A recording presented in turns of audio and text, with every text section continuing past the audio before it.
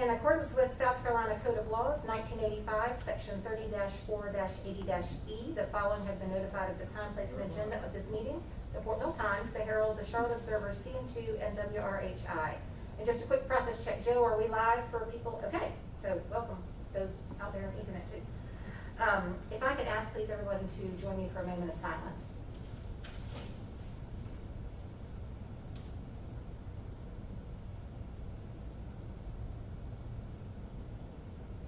Thank you. We'll now stand for the Pledge of Allegiance.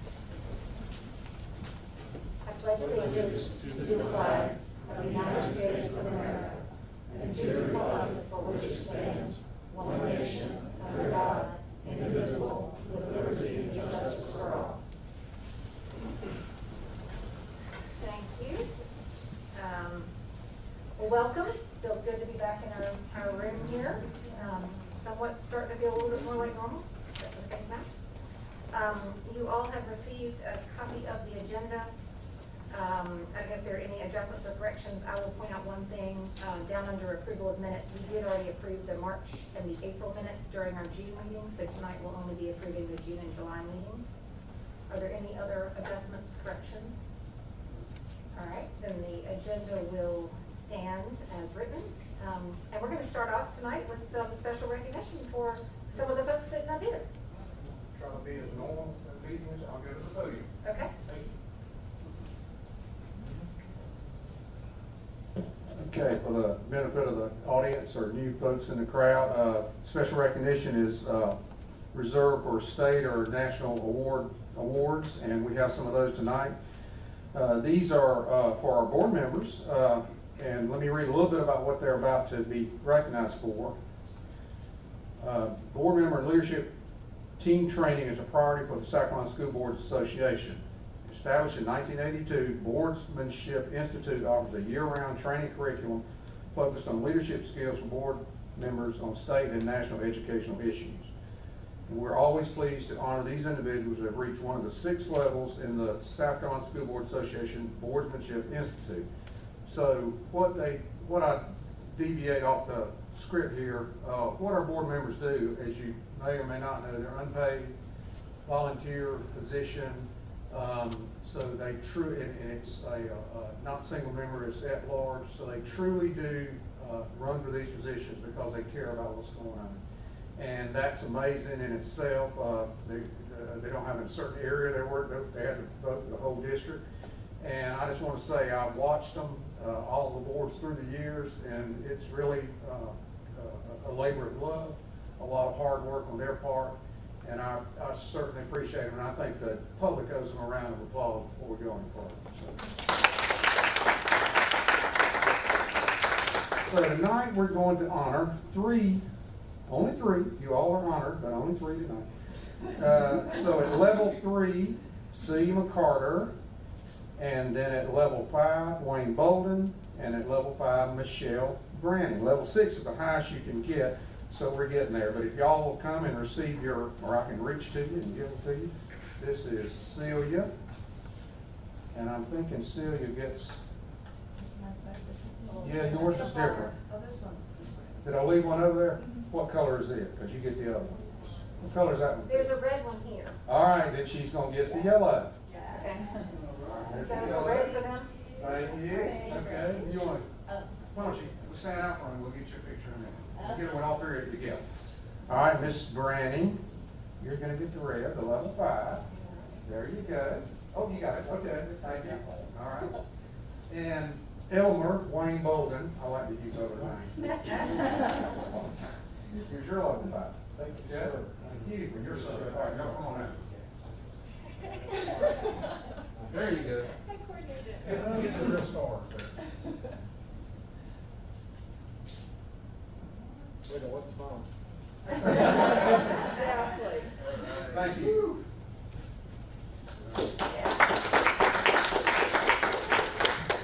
And I can attest just how many hours worth of training and conferences are required to get to both of those levels in a short period of time and then over time. So that's really awesome. Well, level 6 requires a test, y'all. Yeah. So, Yeah, may not ever it may see stop level here. six, you know. We expect to see level 6. That's right. All right. Level 5 for a year. Let's move into the minutes, and we're gonna start with the minutes from June the 10th, which is when we did one of the reopening updates, the first one.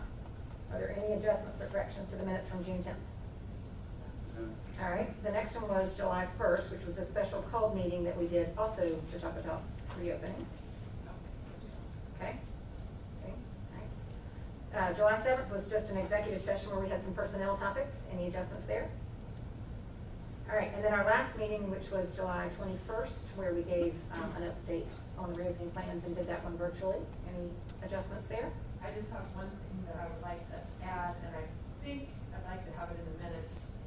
While I made the motion to adjust our calendar for the start date of August 31st, it's not that I support August 31st as a statewide start date. I have been on a crusade and a mission for the last 6 years plus to get our school start date so that our board can decide what works best for our schools. And I want to make sure that that's reflected in the minutes because that's important to me. All right, we'll make that adjustment. With that in mind, any other adjustments? And if not, then the minutes will stand as briefly amended for that one and all as written for the others. Okay. Do we have any public participation? Okay. All right. For those who are joining virtually, we're going to get into some staff reports. I hope you'll be able to see the screen. It may be a little bit hard to follow along with some of this, especially as we get into policy updates. I'm sorry, it will not be a lot of fun to do online, but we're glad you're here. So, Ms. Lordo, you want to talk about the monthly financial and impact? Absolutely. And let me just start by saying I've got several things to give you and the public updates on this evening, so I might be a little longer than usual, but I will try to move through this as quickly as possible. The first thing, as usual, we have included the monthly financial report. This is for the month of June, which also happens to be our fiscal year end. These are unaudited numbers, but we're pretty far along in preparing for the arrival of the outside auditors in a few weeks. So I'm fairly confident in these numbers. We are still waiting on the final tax reconciliation adjustments from York County. But to date, we have total revenues for the fiscal year of $159,162,057 and total expenditures of $155,439,000.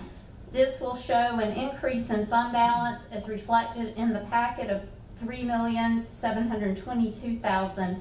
I did receive notification from York County on August 13th that they have discovered a delinquent tax refund that was not posted. That will affect operations about $473,000. So our increase in fund balance will drop to $3.2 million.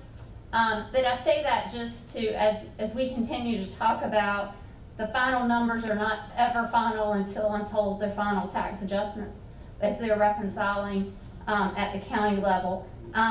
As you recall, our goal is to have fund balance around 18 to 19%. So we needed 2.7 million. So we're still in good shape to meet that goal at 3.2 million increase in the fund balance as of now. Any questions about June 30th numbers at this point, unaudited? Okay? But I would, again, I would just say that that's within about 2% of the forecasted budget. And Absolutely. when you're dealing with $160 Yes. million, that's Correct. that's tight. So Yes. congratulations. Thank you. Very tight. A little too tight for me, but that's it. Impact fees is my next topic. We have collected to date through close of business yesterday $29,818,932. I thought we might make that $30 million, but maybe by tomorrow when I get the report. Single family units, 1,180, multifamily, 693 for a total of 1,873 new units. What's interesting is in August, we had 65 homes come on. That was our largest month since February of 2020. since the COVID impact started with the the decline in building and the shutdown. So we're seeing once again in August, we had 65 homes come on. I thought that was very interesting as to what we're seeing now with the pickup. We continue to be in litigation for the benefit of the public on the impact fee. It is now at the South Carolina Supreme Court level. We're in the stage of briefs being exchanged between attorneys, but we do anticipate hopefully having our case heard in the next 6 months. Best case scenario, we think in the next 6 months. Okay. But it's at a snail's pace, but it is moving along. So that's good news for the public. And no, so far on the briefs, I mean, our attorney has not been surprised at all. Same arguments on both sides of the case. So really, no new arguments have arisen in the hearings or the briefs so far. Leanne, do you know how the process works in terms of scheduling and what actually will happen as far as the Supreme Court? Will it be arguments or oral arguments? Maybe Ryan knows. That's what I understand. Mr. Reed, you can tell us more about that process, but Appellate practice is not my main piece of practice. Just But curious. you could or you could not, Okay. right? So we don't know. So you could, they decide it without. Okay. They normally, well, the base rule is oral argument. Okay.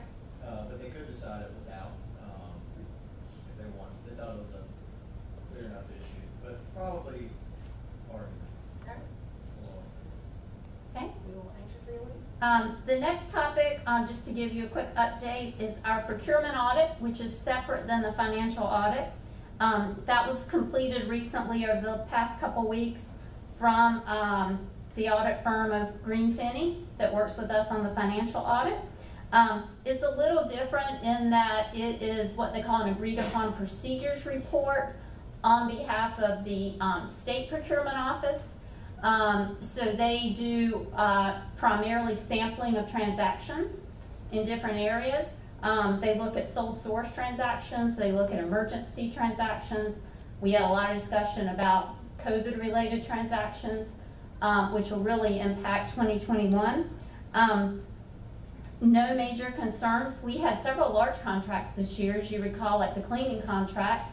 They selected that one and reviewed it in detail. Did not find any concerns. As we sort of joke around and expect, they had a few immaterial picky comments, but we really welcome those because it forces us to reevaluate our internal processes, and it's always good to be reminded of things. And when I say immaterial, I'll give you an example. It's an invoice that came in that the purchase order didn't have shipping costs initially, and the vendor charged shipping, and we paid shipping. So it's little things like that when I say kind of picky, but we do welcome those comments. So we are working on reviewing those couple comments and making changes as needed. The state is issuing a new procurement code for school districts. And that's been in process probably for 2 years. We are being told it'll come out this fall. So you'll hear us talk about that more and bring that to you for adoption as well, probably in a couple months from state procurement. Policy change or something? We think one of the biggest changes will be, right now we have a $2,500 threshold for small purchases that do not require bids, 3 written or oral bids. We think that threshold could go up to $10,000 is one of the larger changes with that. Has there been any new software, accounting software, anything that they're looking to push down from the state level? Not in the accounting area. There's been some things, specifically technology comes to mind, Mr. Spittle, some things like that the state has purchased that we use, but not accounting wise, no. The next thing I want to touch on is a couple of grants that we talked about previously, but I like to always bring these to your attention, to the public, because, you know, bottom line, we're pursuing any available funds right now to help with these COVID costs. Under the CARES Act funding, we discussed what we received in allocation, the $633,000, but there's also been state-controlled CARES Act funding under GEAR. And two of the things that came from that that we've been working on over the last couple weeks, one was it's called Academic Recovery Camp. It was summer programs, extension of summer programs. All the school districts in South Carolina did not receive our allocations until July 10th. Well, by that time, everybody had planned what they needed to do for summer without really knowing how much money was coming in. So there's going to be a good bit of unclaimed money statewide on this. And the reason I share that is I think we'll hear about that when the General Assembly reconvenes in September. They will decide how to spend that. So you will hear about that, unallocated academic recovery camp. Just to give you a couple of our numbers, our allocation was $283,000. Our total summer costs were $160,000, but we had to spend some state reading camp funds first. That was a requirement. And so we could only charge $64,000 against this CARES Act money. So out of our $283,000, we could only charge $64,000 for us. So you can imagine statewide. And that was about 50 million statewide, is that right? I'm not sure the total, just for, they call it ARC, I'm pretty sure Academic it Recovery was Camp. right around 50 million, 48 million or something Something like that. So I'm hopeful that they will allocate some more funds to us for other purposes, but yeah, we will see. So we will continue to let you know, or if you hear about that, and let us know as well. The second piece is the LEAP days, which for us will be starting on Monday. Next week will be our 5 LEAP days that were added to the calendar. We will pay that to staff on September 18th because we have to make a claim to the state for that money by September 30th. It's a very quick turnaround.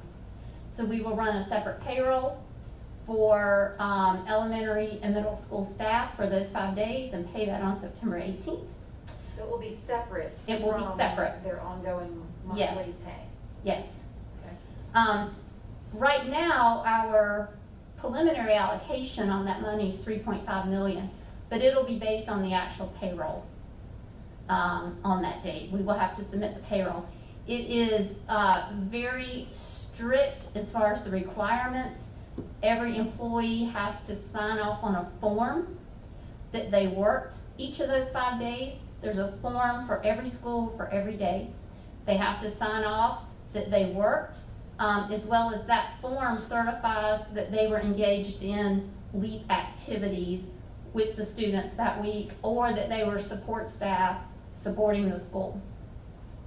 But it's intended that it's an exact match of the cost and the reimbursement, right? Correct. So that it's net zero to the Correct. district for those 5 days. Okay. Yes. Yes, we will submit the actual payroll.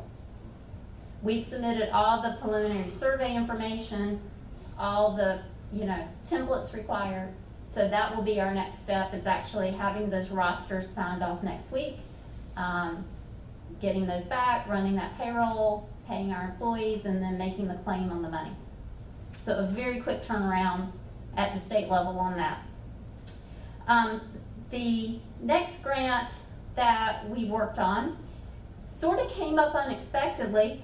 We received notification from the state, and they said, do you want to apply for any food and labor cost during the closure for your cafeterias?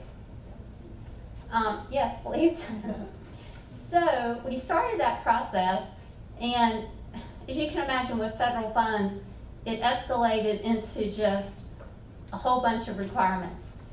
And we got it done, we submitted, but just to give you an idea, we had to report, it was based on the February 2020 data as far as food and labor costs per meal.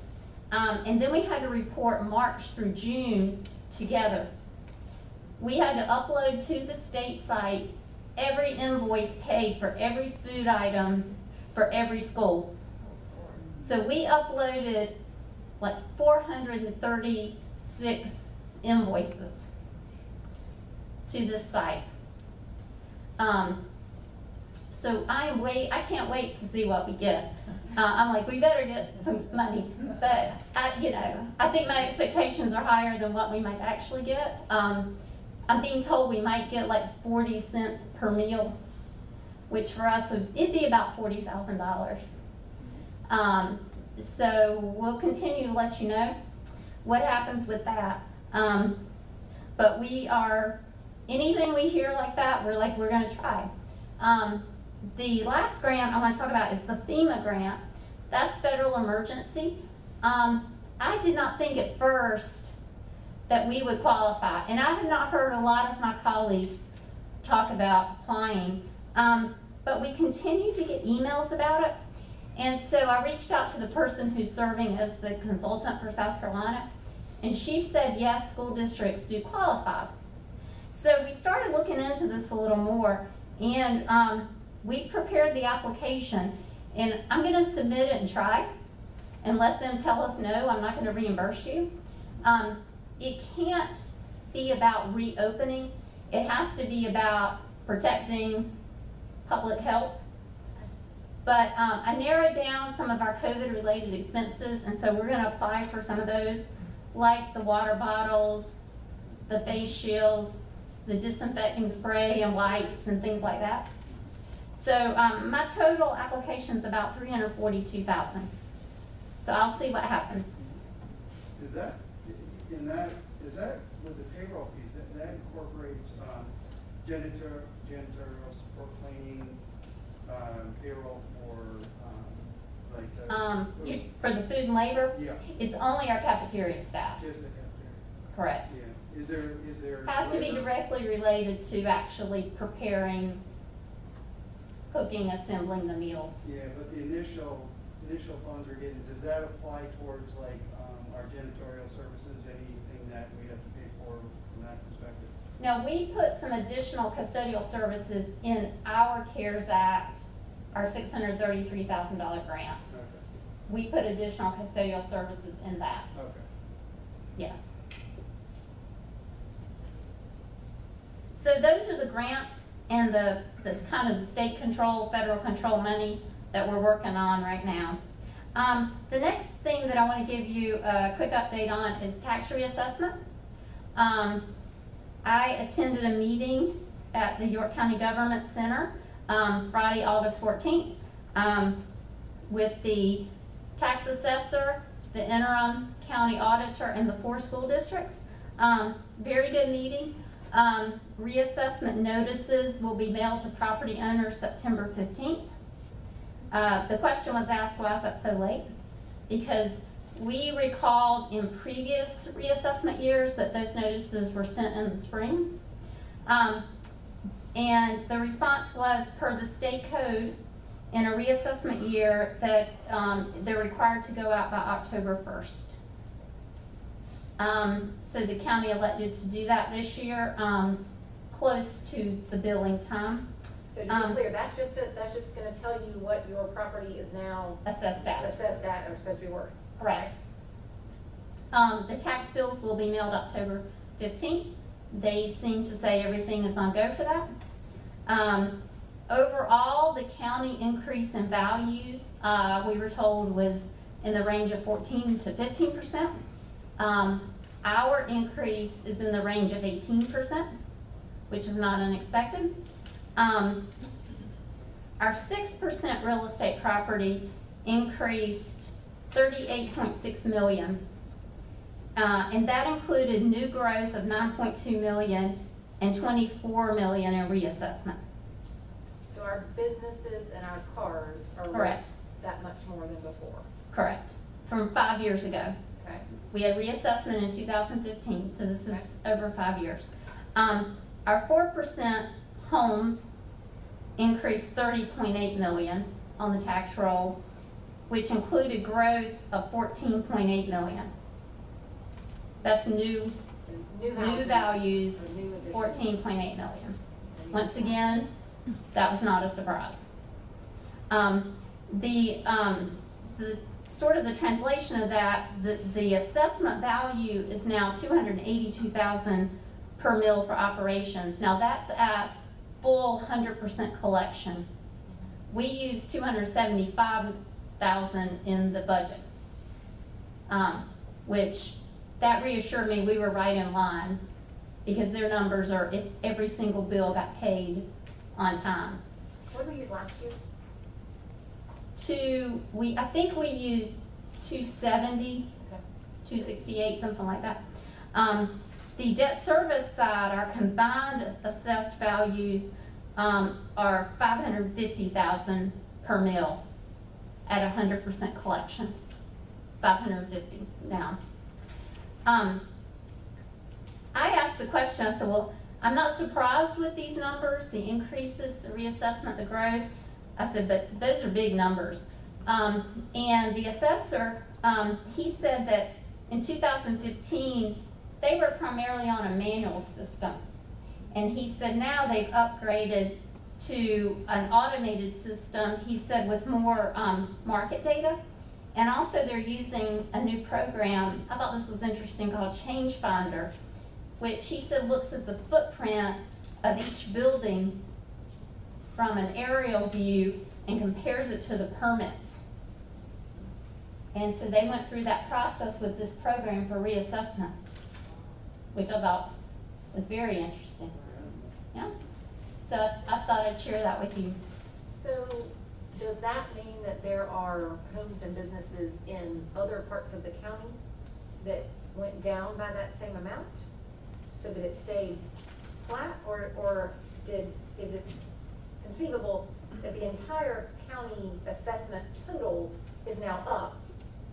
And we're just going to adjust the millage so that it stays flat. Does that make sense? I think that there were probably, I don't know the data for the other three, Okay. but there were, I'm sure, definite decreases and increases. We just, as we expect, we were on the higher side. Yeah. But I think it's still, 14 to 15% for the whole county. Yeah. It is a large percentage increase in 5 years. Well, they're not leaving a whole lot of window for those that are in call and say, no, this isn't right, or that's not right, or I'm protesting before the tax testing. So you can see a whole lot of this. for the I think next- there's just a lot of uncertainty with what's gonna happen. I'll feel much better come February, and we know what came in with tax collections this year, for all the reasons of things going on. So I thought that's interesting. So we're moving along with tax reassessment. The last thing I wanted to update you on, upcoming bond sales. We talked about that some. We are getting ready to go to the bond market on September 10th. We will have 2 issues. One issue will be a combined issue, the $50 million of the 218 referendum that will be used towards the construction costs for Forest Creek Middle School. In that issue, we'll also put the annual installment purchase plan payment, and we will put the equipment acquisition payment that we pay in December. That's like $480,000. So those 3 will be combined into one issue. But the really great news is we're going to move forward with the advance refunding, the refinancing that you had approved if the market presented favorably. We will be refunding a 212 bond issue, 2012 bond issue. We're going to pull, it's about a 34 million issue. We're going to pull 17 million out of debt service fund balance and immediately pay down principal. That, along with interest rate reduction of about 2.3%, we're going to generate 6.6 million in savings by doing this right now. So we're very excited about that for the taxpayers, Yeah. 6.6 million. It's huge. I've had the bond ratings calls with Moody's and Standard & Poor's over the last 2 days related to these issues.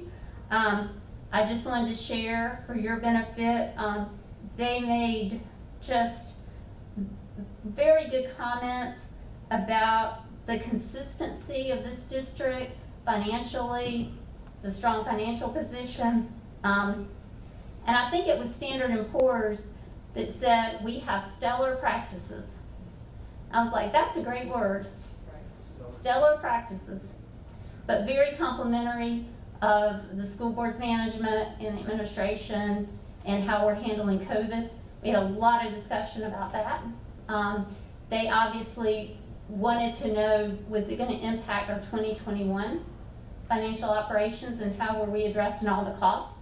And we talked about pulling the money aside from last year and holding that along with the grants. So they said they thought that was a wonderful plan, and they felt confident we weren't jeopardizing this year. So very good comments. So, Leanne, speaking of this year, I'm sure you've seen the same news articles that I have, that the suggestion from the governor is that the budget remains flat year over year, which is what we did for the most part, other than the things that were required increases. We didn't just grow, other than, because of numbers of students and so on and so forth. Any concern or any thoughts about what we should be feeling like might happen in September? and that was one of the questions that both of these agencies asked. And we basically, I shared with them that, we certainly are watching that very closely. But in a year with growth like we're continuing to have, with opening 2 new schools and needing to hire 50+ teachers, that it's very hard to go in and make any significant reductions in your budget. And that we felt like we were in a position with our fund balance, if anything happened, we could manage that this year and then make adjustments in the subsequent year. And they said they absolutely understood that. But you're feeling pretty good that whatever happens in September, we're probably in okay shape. From we are hopeful. I listened to part of a BEA call this week. The state is still finalizing projections. I think they're meeting again next week in preparation for the General Assembly reconvening. We're just very hopeful that everything is going to remain level. We're not expecting increases in base student costs, but we're hoping there won't be decreases as well. And that we can everything will once again support the current budget that you've approved. But we'll obviously know much more by the end of September with the direction of the state. And we'll adjust accordingly if we have to. Absolutely, yes. So those are all the updates I have. Any other questions or? Okay, thank you. Good. All right, thank you, Ms. Gordon. As I mentioned before, 5.02 is, I don't know, a dozen, 8, 10, 12 policies and administrative rules.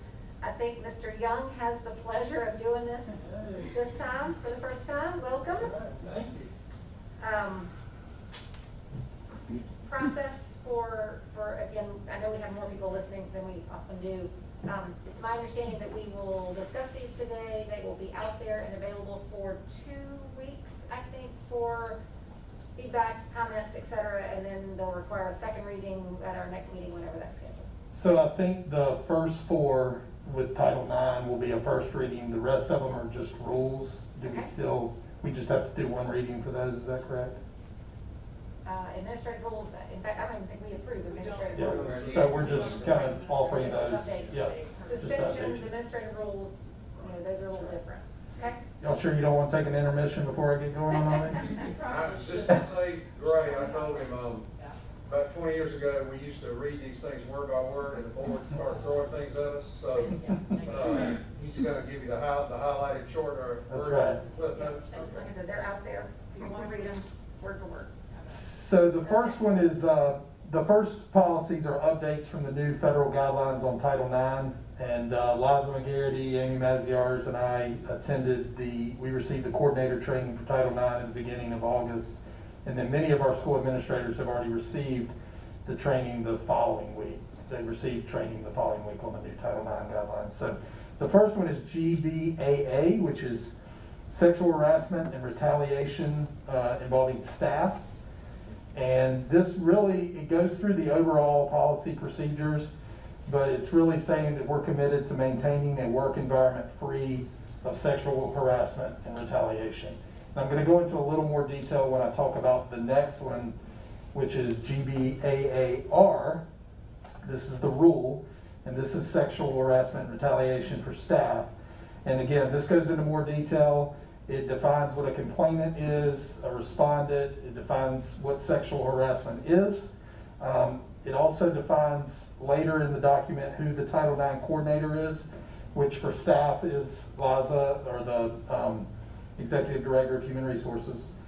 It also describes who can report and how to report a Title IX claim. It describes the grievance process and that supportive measures can be put in place to protect the complainant and other members of the school as we're investigating that claim. It goes through the formal complaint process and how that process works.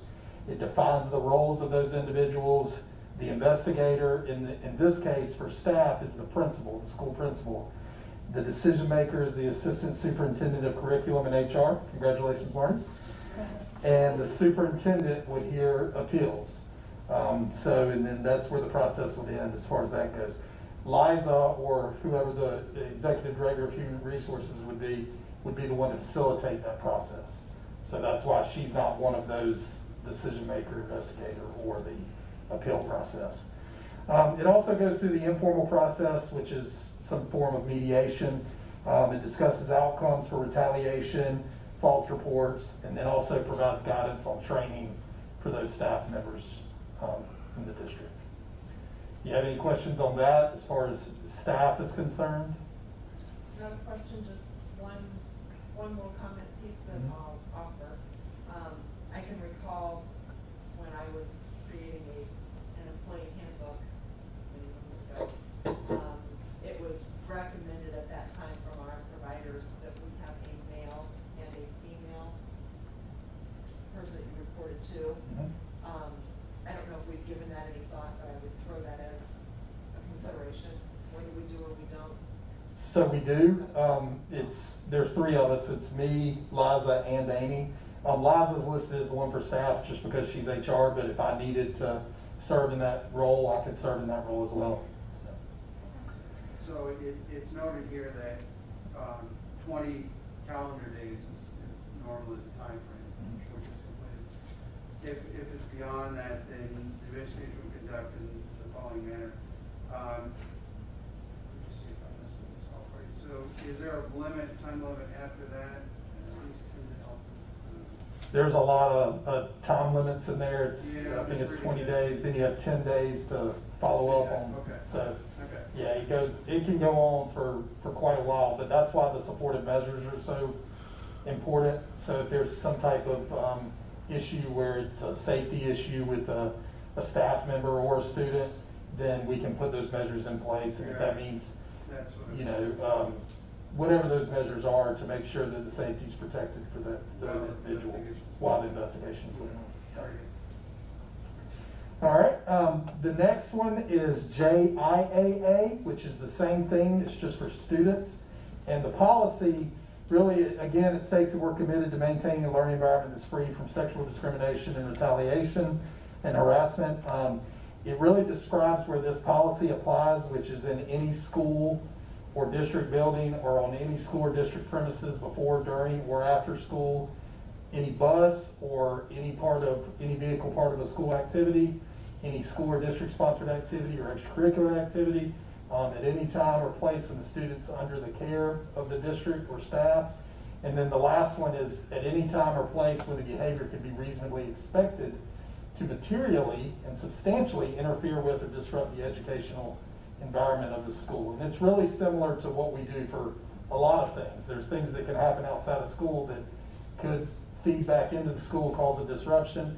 With a case like this, if it was that serious, we would probably be handing that over to law enforcement or talking to law enforcement about that, and going from there, so.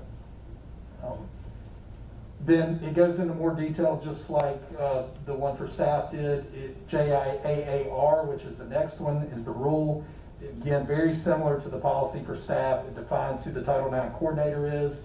That would be the Executive Director of Student Services, which is me, or the Executive Director of Special Services, which is Amy.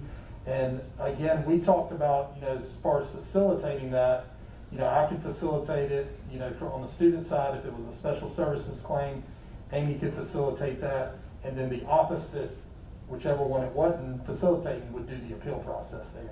So the investigator would be like an administrator, assistant principal, the decision maker would be the principal, and then the appeals would be either Amy or myself.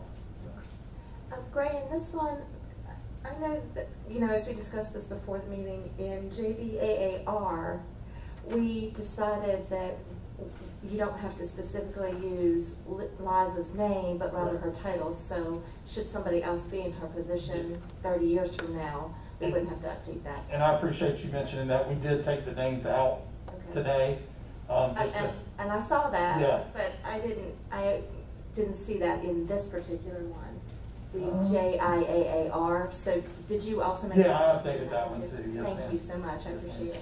And we were under the impression that we had to actually list the name, but we did looking into it, we were able to put a title, so, Okay. which is good. Thank you. Yep. And then again, it goes through the same things with informal complaints, retaliation, false reports, and then obviously training for staff, so. All right, the next one is, I believe it's student dress and uniform, and this is really just changing.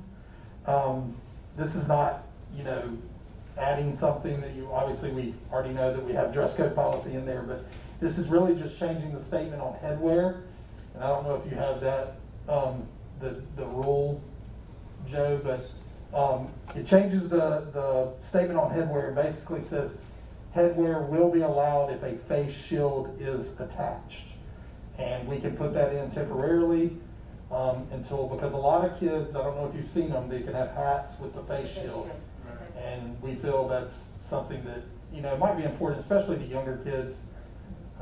If that's the method they choose to do it. If that's the method that they choose, we want to allow them to do that. So for clarification, this is a very small update to the dress code policy that received a more substantial update. Correct. I don't remember exactly when it was Last last year, year. yeah. This still says 517, but this is the current one. I Yeah, recognize it is, and if the mid-thigh we and the won't- 3 fingers. Right.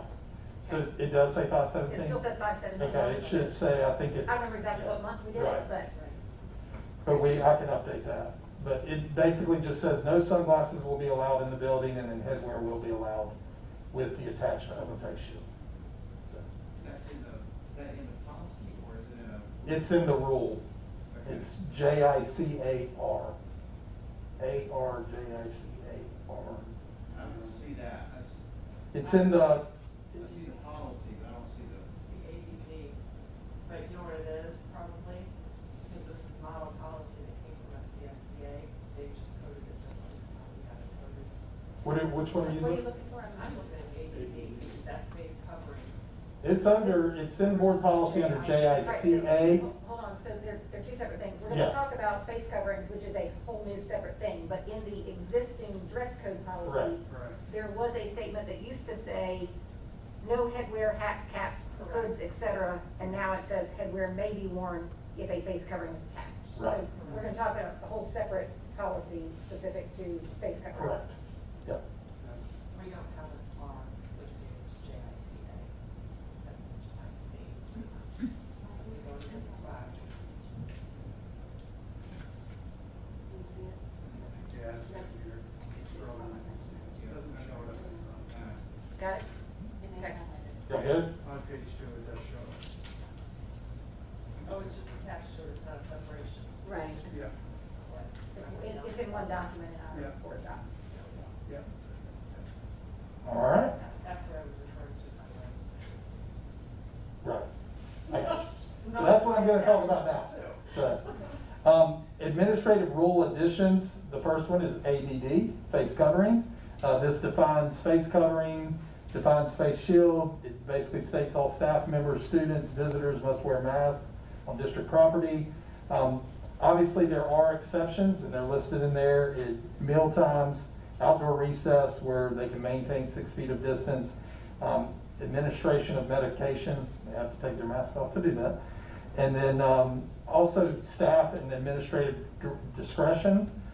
So there's been some obviously questions on that. This would be situations where in the elementary school, like we discussed, if the students are behind their plastic barrier at their desk and the teacher decides to let them take their mask off for a short amount of time, or in a middle school or high school where social distancing can be maintained and they may be taking a test, they're not engaging, they're not talking, they're not walking around the room, and it may be where the teacher says, hey, if you want to take your mask off for a couple minutes to catch a break, then they can do that. So that makes great sense to me. I don't see it written in here.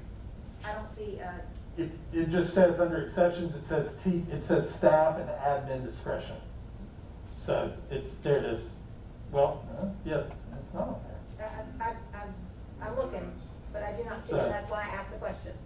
Because up in those 4 bullets, It should say under those, I can update that. I don't know why. On mine, it says admin and staff discretion. I don't know what happened. I might have sent Joe the wrong one. Sorry, Joe. and I think that's Yeah, important because we have right. been receiving a lot Yeah. of questions just to clarify. Right. Will there be times for mask breaks? And Yeah. the short answer is yes, but they will be driven by administrative and staff Right. discretion. And in fact, I took out behind the plastic desk shields and just put admin and teacher discretion. Because I figured they could decide when that was. Okay. Sorry, Joe, I sent you the wrong one, buddy. All right, the next one is EBR, maintaining healthy environments, and this is really implementing safety measures regarding cleaning and disinfecting surfaces.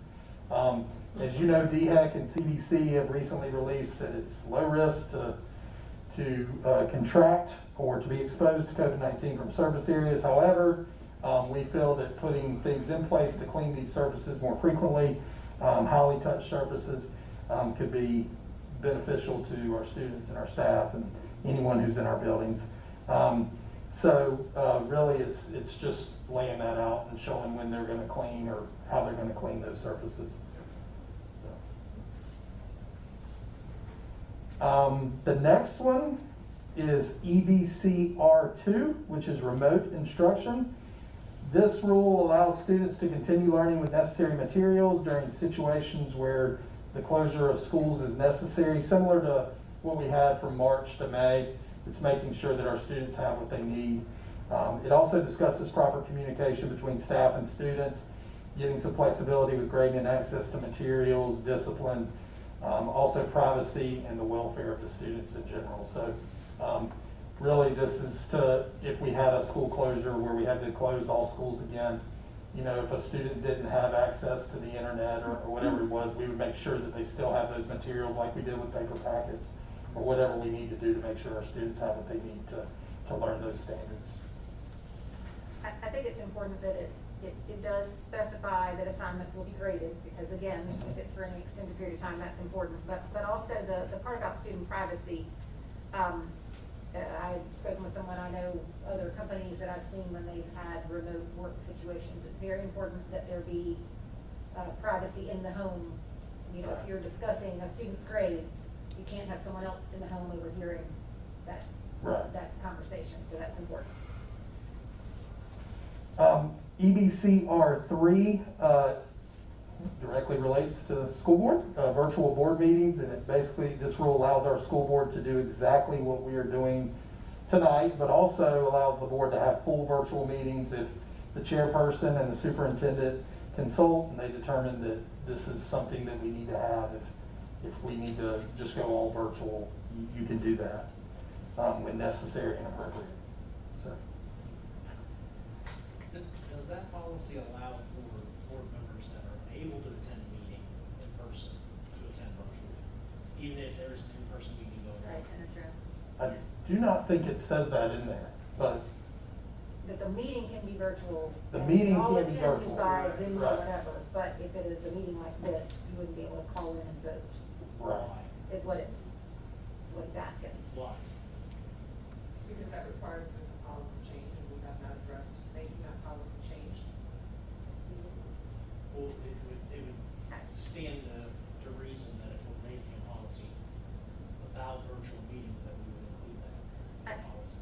I think the question we need to look into is, I was under the impression there was some state, I'll call it a law, Yeah. that says you have to be in person, and so I don't know exactly how this matches with that or Which is the not. same as our legislators cannot phone in their vote or proxy in their vote. This is the same as that because we are elected by the public. But I think it's a great question. I don't know It the is. answer to why is it okay for everybody to be on the phone, but not for one person to be on the phone. And I don't know the answer, but I just wonder because there is some state law that prevents Right. that when you're not in the. Mr. Young, I hate to tax you with this. No, you're fine. I can Can investigate. you please investigate? Sure. Because to me, it just doesn't make sense that everybody can vote virtually, but one person can't, Right. if they're not able to attend a meeting. So, Understood. Yeah. I will definitely do that. thank you. The next policy is EEAR, which is student transportation. This rule really describes the safety measures that are being implemented for bus transportation as well as personal transportation for students. It describes the safety protocols for student drivers, describes bus stops, loading and unloading the bus. We have a great bus video, transportation video did it already go out? It'll be going out at the end of the week. Be going out at the end of the week. It's got some Oscar award-winning acting in it. So, but basically, it's going through what those policies are for the student transportation. Now, does this reflect off of I know DHAC changed their capacity up to 67%? We are still currently at 50%, so we are able to operate at 50% capacity right now. Okay. The policy doesn't specify. It does not It's specify. just the method for loading back to front. And we didn't specify that because if we did and they change it, then we're going back and forth and, you know, So is there any language we should, based on state? I don't think so. I think it's really loading the bus from back to front and unloading from front to back, having those materials to clean the areas that are frequently touched. So there's no focus on capacity? There is no focus on capacity. Passing one, then we could literally be happy to sit here and reread and reissue this every other week. Right. Well, yeah, I mean, So, right, the only reason I'm saying that is, it's because there's so much evolving though with DHAC. If you do put a notation in there, say based on DHAC regulation or something along those, that's our agenda. Right. not Gotcha. the board authorizes the superintendent or his or designee to amend these requirements as necessary to meet health and safety guidelines. Does that work for us? The what? Sorry, I'm sorry. Very last. Very last, sentence. it just doesn't say DHEC, doesn't call It it out. doesn't say it says DHEC, it says Health and safety health and guidelines. safety. Right. Yep. So, Mr. Young, should we have a basketball team that's going somewhere, do we need to address that in this policy, or is that type of bus transportation addressed in a different policy? You know, like our athletic teams or our band. Right. Activity bus. I know that in my conversations with them, we have said that they're going to follow the bus guidelines just like. So we don't need to say it specifically here. I don't think so. I mean, it's bus transportation. It doesn't say to or from school, I don't think. It just says riding the bus, which, Transporting students on buses. Correct. Well, and then on cleaning, it's talking about disinfecting after each shift, AM and PM, but, you know, that doesn't necessarily fall in that. So it would be disinfecting after each route. right. Or shift. Or after I mean, that would be a each shift shift. as well. Okay, Just- perfect. But, yeah, I mean, back to that statement though, this, after reading this, I think it does, you're correct, yeah. This does address the concern I had, yeah. You talking about the Yeah, last sentence? right, Yeah. exactly, because it gives flexibility there. Just because it's so evolving, we gotta have something. Right. The last one is JER, student attendance, and this rule gives the administration to implement procedures to ensure student attendance is maintained during pandemic. describes what virtual attendance is, what on-site attendance means. We do feel that our teachers are very conscientious, and they're conscientious enough to know when to reach out to make sure students are doing their work, or if they're not doing their work, reaching out and communicating with them. If a student does not turn in work for a day of virtual learning, they could be marked absent, and it says that in there. The teacher will reconcile that each week. So, you know, I think of an example, if you know, Tommy didn't do his work on Tuesday, and on Wednesday the teacher finally gets in touch with him, well, his internet went down and he couldn't log in, or there might have been something that happened that was reasonable enough, and he makes up the work, she can go back in and say, okay, he's there. You know, so it gives that teacher the option to do that. And then also, you know, communication with this policy, communication with the student and the guardians, parents of the student will be key to limiting those virtual absences. Does that software track like how long they've been logged in for the day when they log in virtually? ClassLink does, yes. Class? Yes, ClassLink, the new system, the single login system, Yeah. it keeps track of how many minutes there are in each application. Okay. Yes. All right, thank you. You're welcome. So, the way I read it, and I think this is really important, I just want to make sure, so there are not any changes to number of days you can be absent, doctor notes required, anything like that about attendance. What this is saying is that basically, if you're in person, you're marked in attendance like normal. If you're virtual, whether it's your off day or you're a virtual student, as long as you are engaged doing whatever you are assigned to do that day, you're marked present. Right. If you are quarantining, but you're not ill, then you can do your work virtually, just like any other thing, and you are marked present. It would actually, if you're a face-to-face student and you're quarantined or you're in isolation, Right. those are lawful absences. So you will be marked, although you'll have makeup work, but those could be lawful absences. I thought it says, students who are not sick, but who are required to quarantine or self-isolate will be provided the opportunity to participate in virtual instruction. Right. So That way if, you didn't have to be absent. so right, to speak. but if a student's in isolation and they're sick, Right, that's, Right, and that, yeah. but if you're ill, regardless if it's COVID or it's not COVID, it's a sick day, and it's treated Correct. the same way sick days are Right. treated, and requires doctor's notes and Right. all that kind of good stuff. but Okay. virtual, that does not mean we would put them in the virtual academy. No, no, Right. sorry, Okay. I didn't mean to imply, No, I'm no, just saying yeah. that you can still, if your class is required to be quarantined for 2 weeks, that. Oh, you're still- exactly, you're yep, still we able can to offer that work virtual virtually instruction. Through that, okay. Correct, yep. All right, okay. All right, and any other questions about those, or? Mr. Young, I Yep. believe we missed EBC R1. Remote work. Oh, sorry, yeah, skip over it. There's just so many. I know. Okay, remote work, where did we go here? Sorry, pull it up. Okay, remote work. This is, I apologize, it's the EBC R1. This rule basically states that if a situation arises where schools have to close, the superintendent can permit district staff the flexibility to work from home or work remotely. There are actually some individuals that would start off working remotely now for some type of medical condition. So that's what this policy covers, basically. So, process question for anybody who knows the answer. I don't think we have to approve any of these tonight because they're at most a first reading. Correct.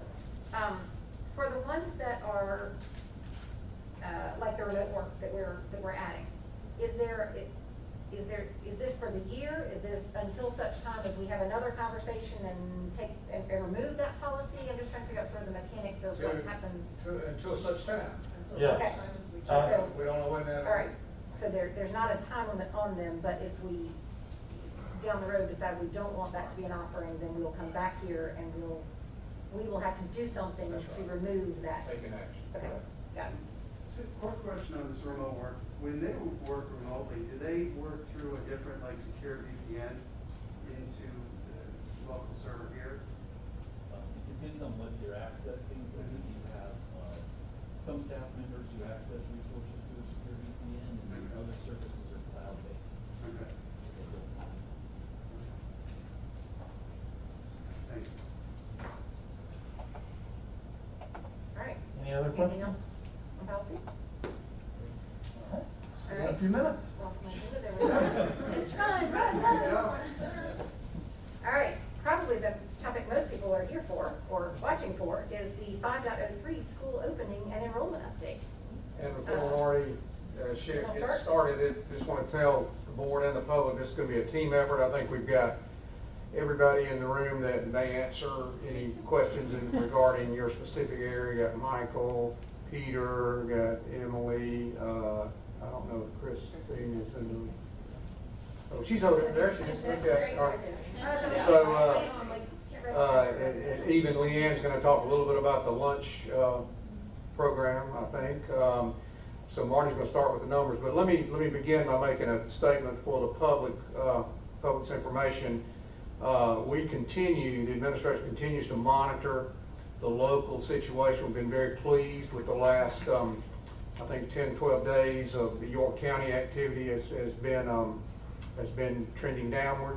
Don't want to say that to not quit trying. We certainly, York and Clover started this week. We're starting Monday with children, Rock Hill the week after. So it'll be interesting to see how all that plays out.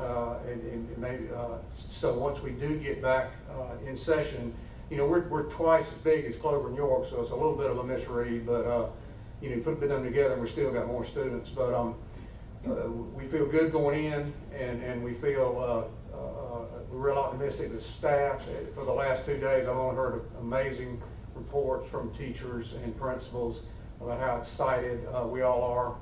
Of course, we're concerned.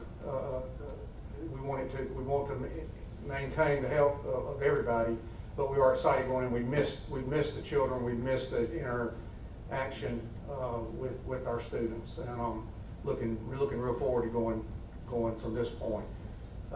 With that said, and I say that to mean we're monitoring it in the event we go back face to face or we go in the other direction. So we are looking at that on a weekly basis, or daily actually. Okay, Marty? You want to start? I will. Well, good evening. First of all, Dr. Rick stole my thunder. I want to do a shout out to our curriculum team and our HR team and really everybody in this room. They are, to steal your words, Leanne, Stella. It's important that you know that every requirement, every law, every policy, every logistical piece that it takes to run a school district has had to be rethought, redesigned, times two, because we've had to think about how do you do ELL with COVID and face-to-face and social distancing and AB, and how do you do EL, English Language Learner Instruction, virtually? And how do you do the assessments? That's just one tiny, not tiny, but a small piece. Just everything has had to be rethought, redesigned, times two. And these folks have done that, and I am just the mouthpiece. So I appreciate all that they've done, and they're here to fill in the gaps that I will probably leave out. So again, thank all of you. So first of all, the Virtual Academy, next, oh, I have a slide. It's been a while. So we know we have two models of instruction, basic models, face-to-face and virtual. And our virtual is in the form of a virtual academy. And a couple of things we want to make sure everybody understands. That Christine McNeil is our director, Dr. Emily McQuay is our assistant director. And the Fort Mill Virtual Academy is a program, not a school. We have to keep driving that home to folks. It is a program, it is not a school. There's no feds code, they're not going to get a report card, and there's not a full staff. There's not a full staff. There are teachers that are serving in those capacities, but they are still tied to a school. And the principals are still in charge of those students and own those students' records and accountability measures, etc. So students still belong to their home school. If you're a Debbie's Bridge Dragon, you're a Debbie's Bridge Dragon, even if you're learning virtually. At this time, we've had to close the enrollment. We've stretched out the windows, and then we've had wait lists, and they have worked tirelessly, unbelievably, and they've been patient, kind, and persistent in getting that done as much as we can at this time.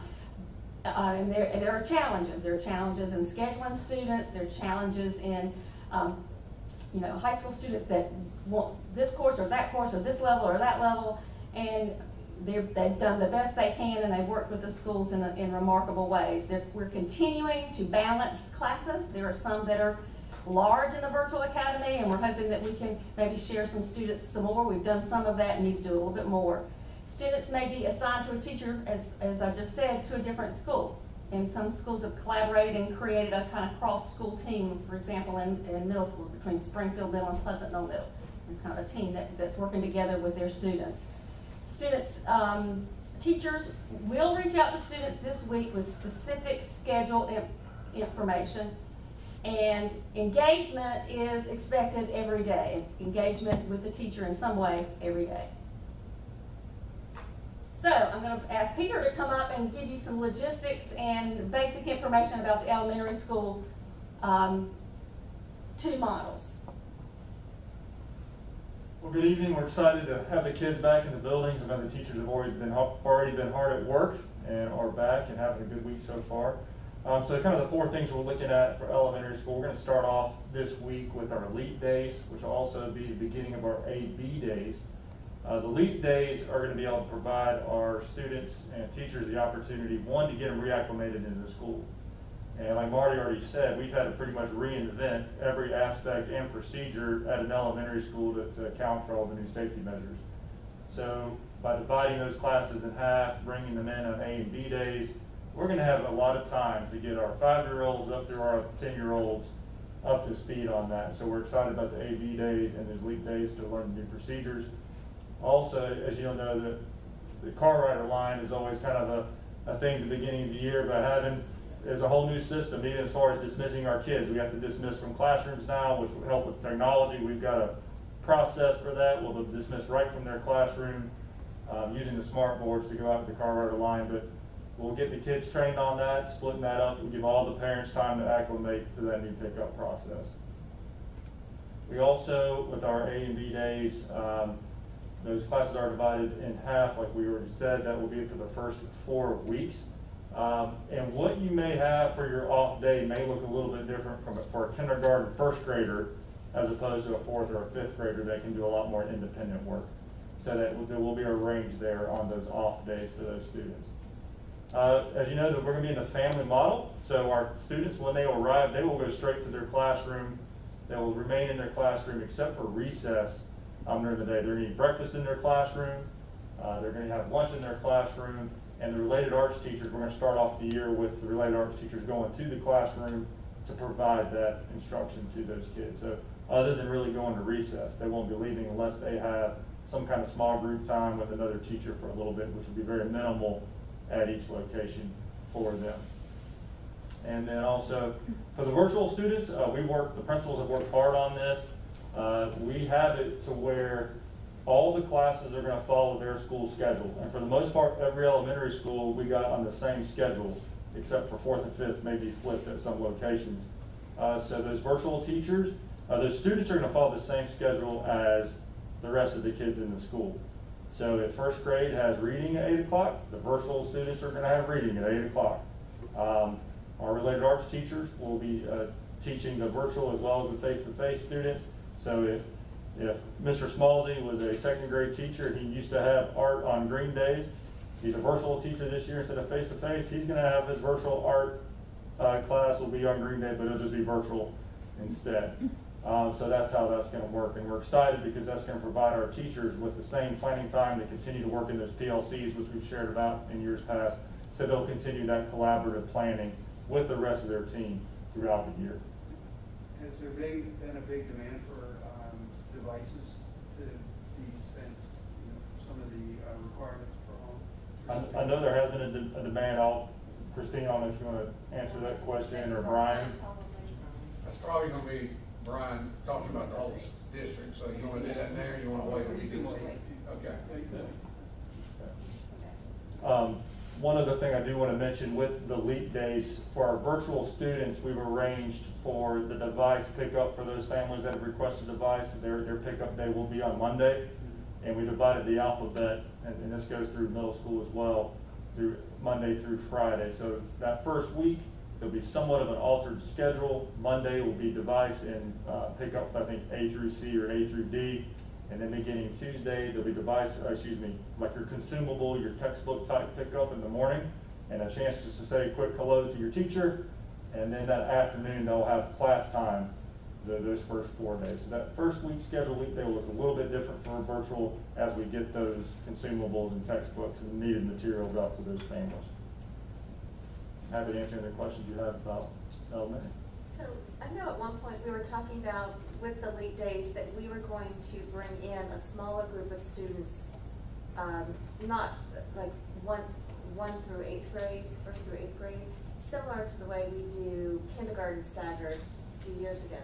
But in reading this and listening to you, it sounds like everybody's either going to start on the 31st if you're an A day, or and if you're a B student, then you start on the 1st, right? So there's not going to be that staggered start. That is correct. When we went to the 4 weeks of the A-Day, B-Days, we kind of went away from that initial 4 to 5 day staggered, since it would be staggered for 4 weeks. And I did want to add, as far as coming in, those kindergarten students, it's going to look a little bit different on those LEAP days. The state mandates that we have a kindergarten readiness assessment that we provide to the students.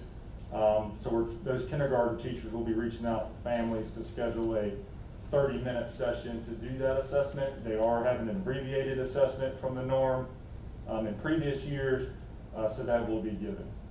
If families can, if they opt not to, we can't force them, but that opportunity will be provided for kindergarten students to come in at that time.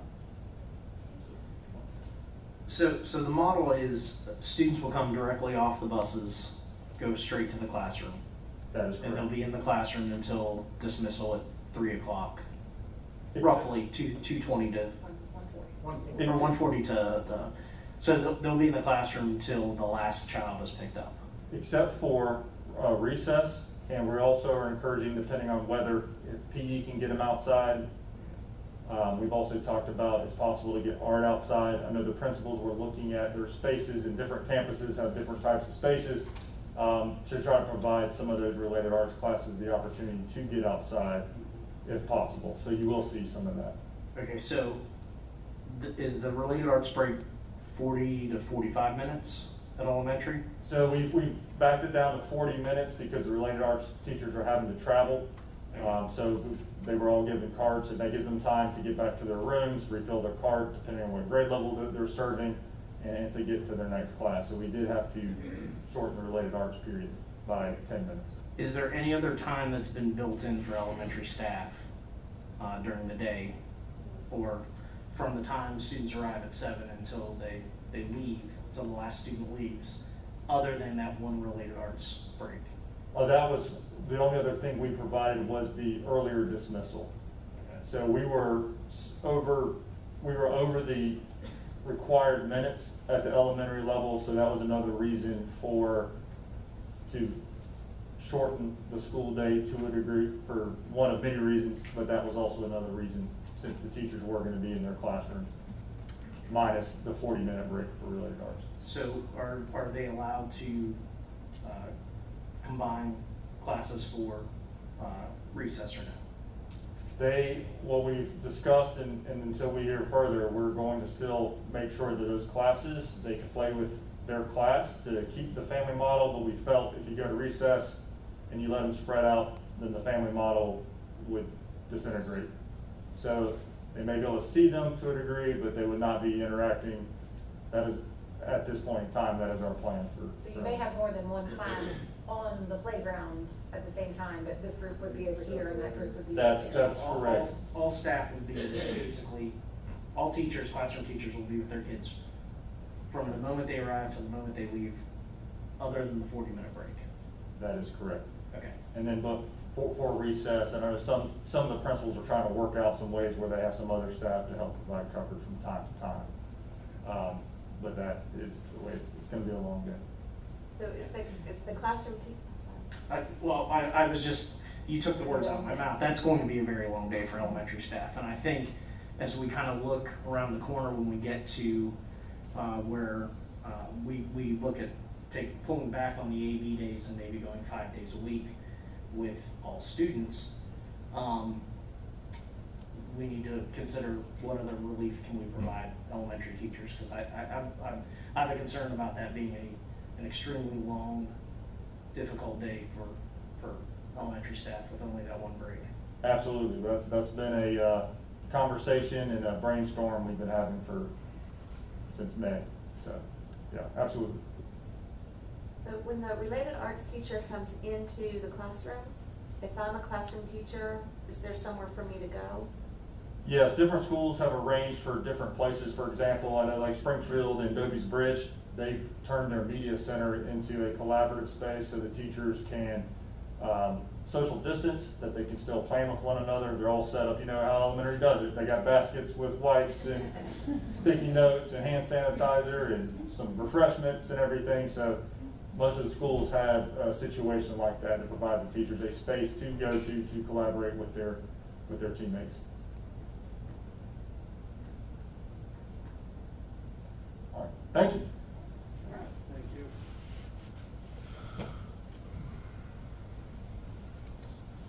Mike's gonna, otherwise this is gonna. Good evening. So I'm going to give an update for middle and high school, and a lot of the stuff is the same, so I'm not going to repeat what Peter said, the commonalities, but I'll talk a little bit about the differences. One of the big things with middle school is we are doing a family pod model for the core classes, but then when we go to related arts, they will be going to the classes they choose. So it's a little bit of a different setup than the elementary school, but since we're on the A-Day, B-Day schedule as well, we figured that would be a little bit safer to have a family pod type model for the core classes. But then for related arts, they are getting to go to the classes they chose, so it may not be the same. It won't be the same. So that is one thing that's a little bit different. The virtual students, I want to give just a couple things on that. We have purchased a program called Edmentum Courseware, and our teachers are currently receiving training on that. There was one last week, there was 2 today. We have trained most of the virtual academy teachers, and those that have not been will be able to be trained by the time class starts. But this will be a resource for them to use. It's also a resource for our A and B days. So to try not to get too much stuck in the details, but they have something called courseware, where there might be the 7th grade ELA course. So a teacher could, in essence, make that their course, give it to the students, and the students can work on it.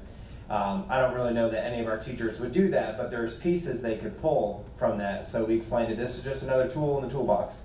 There's something called flex assignments. So if they're working on cause and effect, they can assign a unit or a lesson on cause and effect to the students. So the virtual academy teachers could do that, or the regular face-to-face teachers could assign that for their at-home learning day. So when they're not there face-to-face, it's not just doing homework, but here are some interactive lessons that you can do to keep your learning going while you're at home.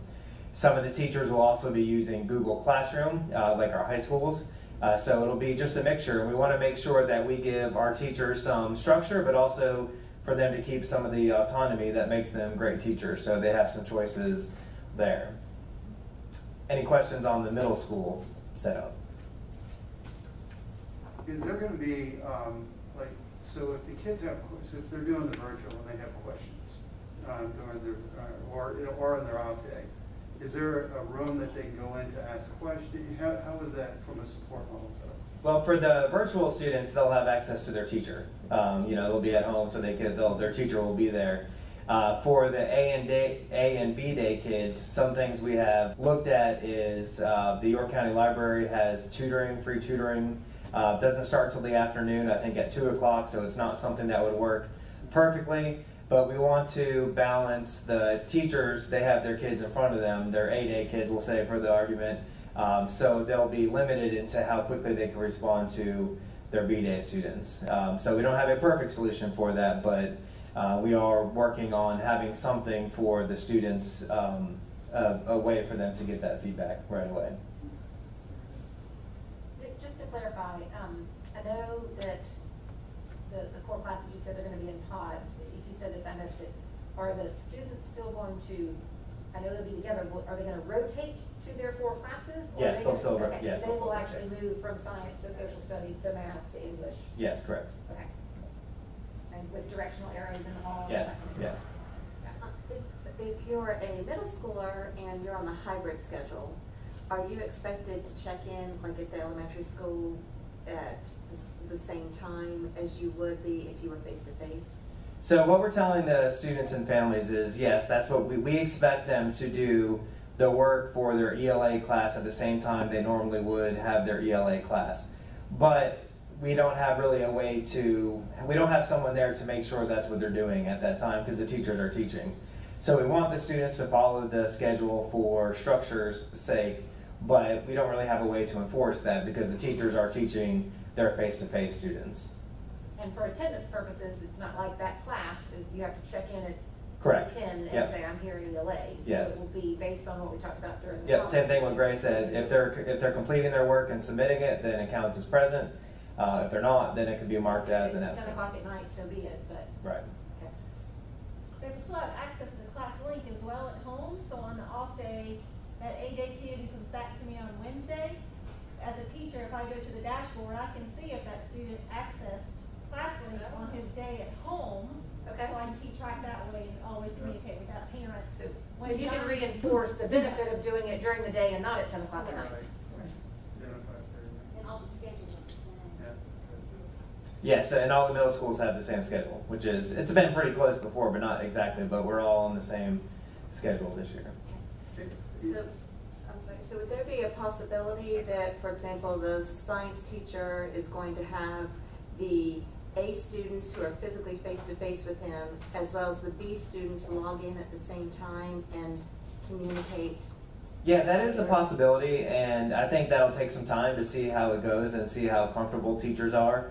But we talked with technology about possibly live streaming some lessons. We have to think of the privacy concerns and the camera just on the teacher. So at first I think our thoughts were, oh, we could do that every class, every day, but then we realized that may not be possible to really do that and and make it happen. But that is a possibility, and I think as we go into this and the teachers get comfortable with it, that is certainly an option for them to do. Does that software allow collaboration with the students, or is that done through Google? Through Google Classroom. Another logistical question. Yes. Have we figured out what the, about with scheduling in the ABs, what the maximum capacity, or what the capacity would be at any given time in a lunchroom at one of the middle schools? I don't have the largest possible number for you, but I know they broke it into basically 6 lunch periods. There will be 2 lunch periods for each grade. I don't know, Christine, if you happen to know that, but There's 250 to 300 kids per day at a middle school, so give or take 50, right? Right, because 50% would be 500, but then we do have some at the virtual academy, right? So that's where you're getting No, about 250 to 300. I've read ahead to some of the numbers, and just looking at what the middle schools have, most of them have about 500 to 600 kids that are still enrolled in person, and if you take that in half, you got 250 to 300, and divide it by 6 periods, you got roughly 50. Right. So they'll be able to eat in the cafeteria? Yes, yeah, middle school is eating in the cafeteria. So Chairperson Spears, you were gonna be doing some, math, Yeah, yeah, You'll be the math desk line? that's right, right. that's right. Talk about that. Waterfront. That's right. Any other middle school questions before I move on to high school? All right. Okay, high school. So some different options here for our students, and there's probably a little bit more, I don't want to say confusion, but we've got a lot more questions on the high school part of the schedule. But we know we have the face-to-face model that is on the A-day hybrid method. So the students will be in school one day and then they'll have their remote instruction on the following day. For the virtual academy, there are three different ways that we're providing classes. One is through the virtual SC franchise, and that's probably the majority of our courses. At least the majority of our core courses are the virtual SC franchise. So that is a program that has been around for quite a number of years, and our students have taken virtual SC courses in the past. That happens every single year.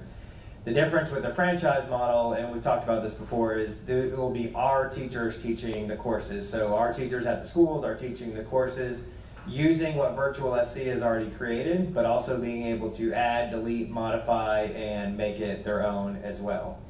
So a lot of the courses will be taught that way. Some of the courses we offer are not offered through virtual SC, so those classes will be run through Google Classroom, again with our Fort Mill School District teachers. And some students will be taking classes just through virtual SC, like we have done in the past. It's a small number, but maybe if we only had 3 kids that wanted a certain course, we can't dedicate an entire one of our teachers to the class, so they're able to take it through virtual SC. And that's something that's been going on for quite a number of years.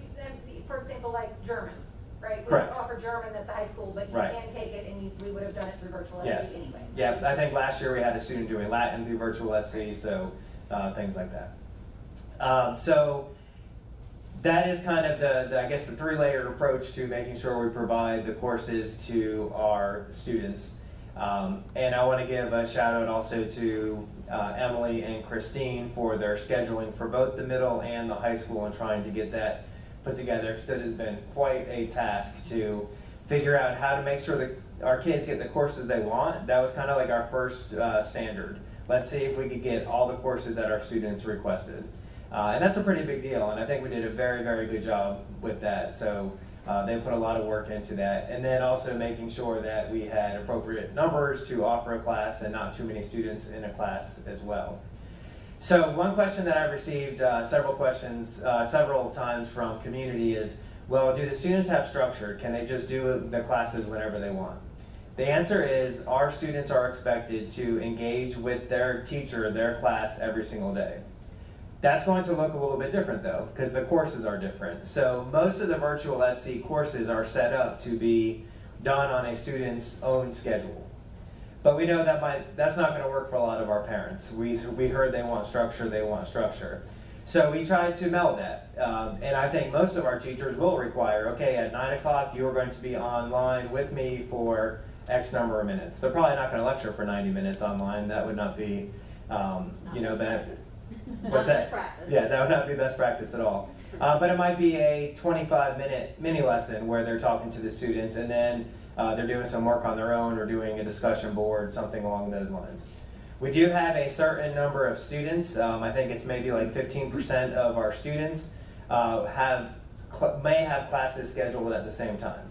So in those cases, they're getting a letter from their teacher saying exactly when their course will be meeting, and the teachers that might have students that are conflicting at the same time will be made aware of that so they can make arrangements to work with those students. All of the high school teachers in the virtual academy will be given up 20 minutes of their planning to have office hours outside of their class. So that's the way we make sure that students will have access on a daily basis to all their teachers.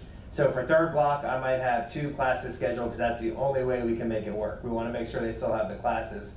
So both teachers, I'm not going to be able to talk to both teachers at the same time. So if I'm talking to my English teacher and I can't talk to my math teacher, but I need to, I will know during their planning, during the math teacher's planning, I will be able to contact them to get the extra help that I need. So, yes. Are they recording if you're doing a lecture? Are those all recorded? Yes. Yep. They'll be recorded and posted on Google Classroom. We are still trying to figure out, Emily, I don't know if you've heard back from Virtual SC, if it could be posted in their learning management system. Yes, you can. They do allow you to add live sessions into their Moodle, which is their learning management system. You can add those in. Okay, great. So, and I think it's a good balance because if you've taken a class before, a college level class that is online, typically they are not like you have to be there with the teacher for an hour every day. And I know we're not in college yet, but we're getting there with our students. So I think this will give them some flexibility, but we heard loud and clear from our parents that they want structure, so we're building that in as well. So about a week ago Monday, the schedules were released for the high schoolers. And Yes. so since then, it sounds like you've worked individually with anyone who had concerns, questions, worked out to the best you can, and come to an agreement, whatever that agreement may be, whether it was a change of class or an overlapping schedule or go back into in person or something. Yes. I don't, do you want to add anything to that? The counselors have been working with those people, Okay. yes, and then tomorrow, all high school students will get a letter from each of their 4 teachers that has their syllabus, their office hours, when the time of day the class is, so everyone will be getting more information tomorrow. One, thank you again. It goes to everybody here for reinventing the education wheel in just a few months. It's a tremendous amount and body of work that you should all be very proud of. Thank you for helping and figuring out a way to get our kids back in school. I think that's exceptionally important. I did have a question, especially on the virtual models, the virtual SE franchise, Google Classroom, even our own buildings, and Mr. Spittle may be better to answer this. Are we convinced, I know there's some high profile failures in other states on their technology, are we convinced that we have the capacity to handle what we're about to do, and why are we convinced of it? Because Brian said so. Tech department approved. There you go. Persevere and overcome. Yeah, we are convinced. We have been using Google Classroom for several years. We used it in the spring to a large extent. And for Virtual SC, that is not new. Again, the state has been running that for many, many years, and they have been able to scale that up. So, you know, I certainly think that they will be able to meet the requirements of that. A lot of the issues that you've seen in the news here of late, they have been outside of district's control. You know, they've been the larger companies having capacity issues, and you know, we are certainly susceptible to that, but we think that we have partnered with groups that are prepared to handle the capacity requirements. Is there, it seemed like in the high profile one to our north, there was a single point of failure system, I guess it was a single sign-on system that failed. With our multiple different options, if we had one point fail, it doesn't seem like maybe the other aspects of the program would fail also. Is that true or not true? So that is true. That is true. They're separate. Yeah. So that, but the software that you use, I mean, to Brian's point though, a lot of times the point of failure is at it would be at the server, which is based on the number of users, not just hitting from our district, but from all the districts, from their main cloud server. Across the state for Virtual SC, or potentially across the world. Right, exactly. Yeah, and that to me it could be a mitigating risk based on the number of people that are going virtual across the board. So it's something that's not in our control. It's kind of a broader scope. My mind was just thinking that's not something Right. we have any control in whatsoever. Mhm. That's So worries. So one of the questions though that piggyback off Brian though is access, home access. Since you're up here, Brian, I'll Yeah, sure. Seize the moment, man. You know. First of all, this is great. You guys are all doing an incredible job. Devices in broadband access from each of the homes. If a student identifies where they're weak into it and they see where they're having either broadband issues or system issues, is it an easy process for them to get devices issued out to them and Wi-Fi, access for the remote devices that were brought in? Sure. So here's where we are.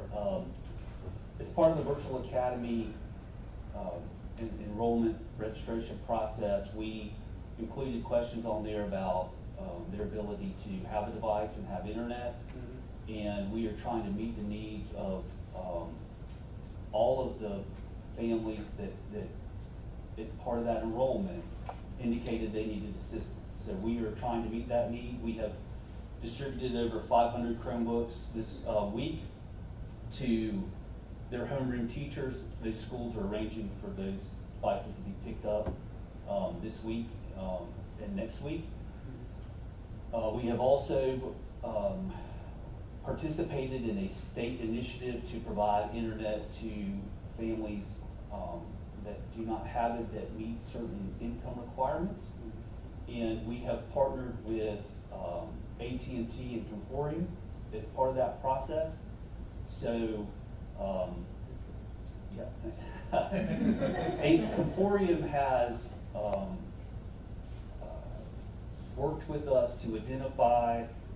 So we submitted a list of addresses to the state for people who were eligible.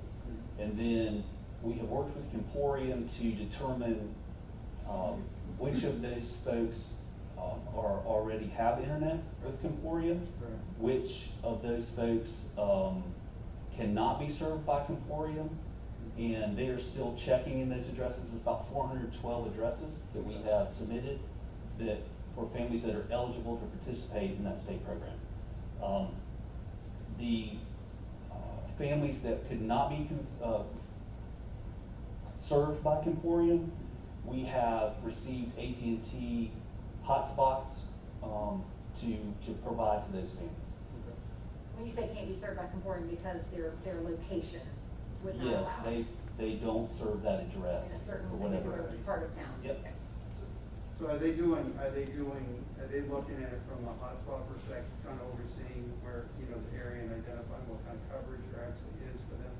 Yes. Okay. Yeah. So, and then what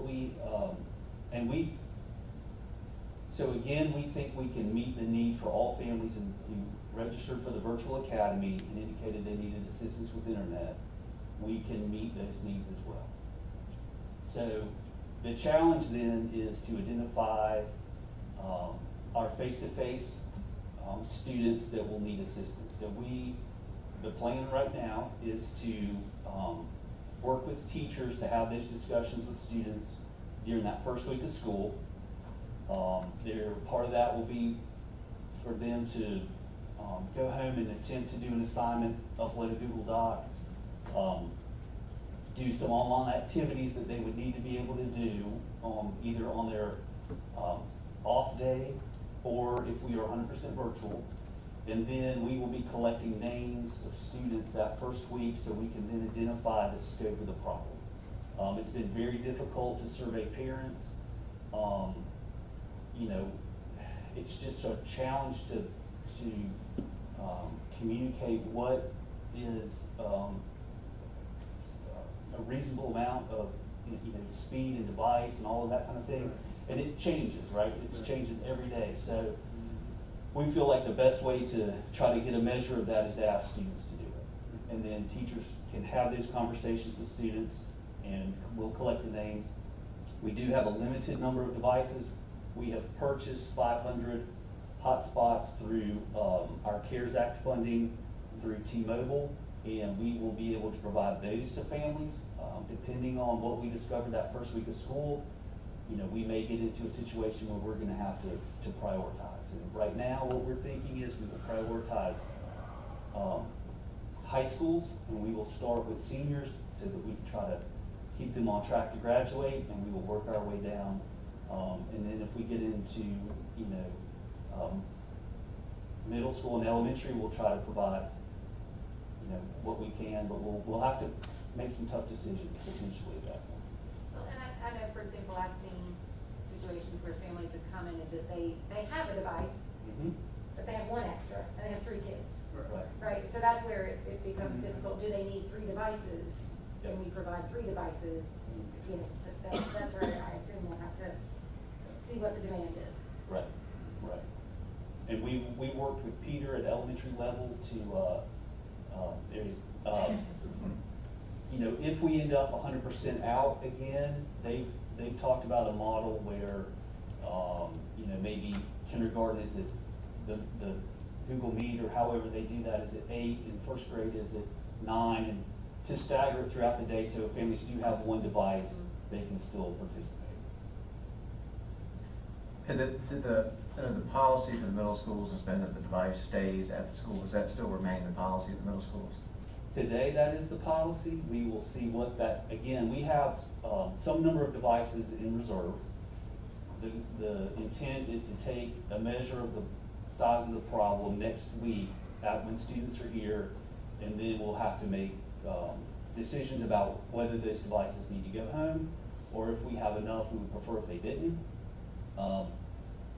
Because it's not only the device, so you cannot go out today and buy 1,000 Chromebooks, right? I tried to buy one last week. How did that go? And failed. So I saw an article over the weekend. There's a 5 million device backlog from all the major Chromebook vendors. So you cannot do it. We ordered quite a few at the end of May to try to get ready for this, and we will be lucky if we get those this calendar year. So with that being said, we do have some number in reserve that we can distribute, but also parts and repairs are a problem. We have a few devices that we have been waiting over 2 months for parts. So our concern is if we totally move to a take-home model based off districts around the state that we've talked to who have had that model for years. For example, our breakage rate last year for all middle schools combined was 20 to 30 devices a week. If you go to a take-home model every day, you go to 20 to 30 broken devices per school per week. That's 5 times. Yes. So with parts on back order, we will run out of devices and spares and all of that relatively quickly. So again, we'll have some decisions to make once we see the size of the problem. We certainly don't want to prevent any student from learning, but we unfortunately have limited supplies to distribute. And that's a true statement, but also because I was reading ahead of the numbers, right? If we've got a large portion of our middle school students that would have had a one-to-one device at school, but now they are virtual, and the vast majority of them have their own device, so they're not on the list of the 500 requesting one, then we might have the ability, if we were to get into a situation where we've got high school and middle school kids that just don't have anything to use and we have to go all virtual, that we at least have some of those potentially available. Yeah, we'll be looking at all of the available devices and the numbers and try to come up with a reasonable plan, but also keeping some in reserve for spares as they break and trying to keep. And understand that may have an impact on our ability to do one-to-one next year. Oh, absolutely. If they are broken, I understand that. Yeah, I mean, with the way we budget, we hope to get 4 years out of these devices, and that's with them staying in the building. They stay relatively in good shape, and that may shorten the life of this round of devices by years. Yeah. Thank you, Ron. Any other technology questions? No. Okay. I was just saying, do you have any other questions for Joe or Ryan, or I can help facilitate that.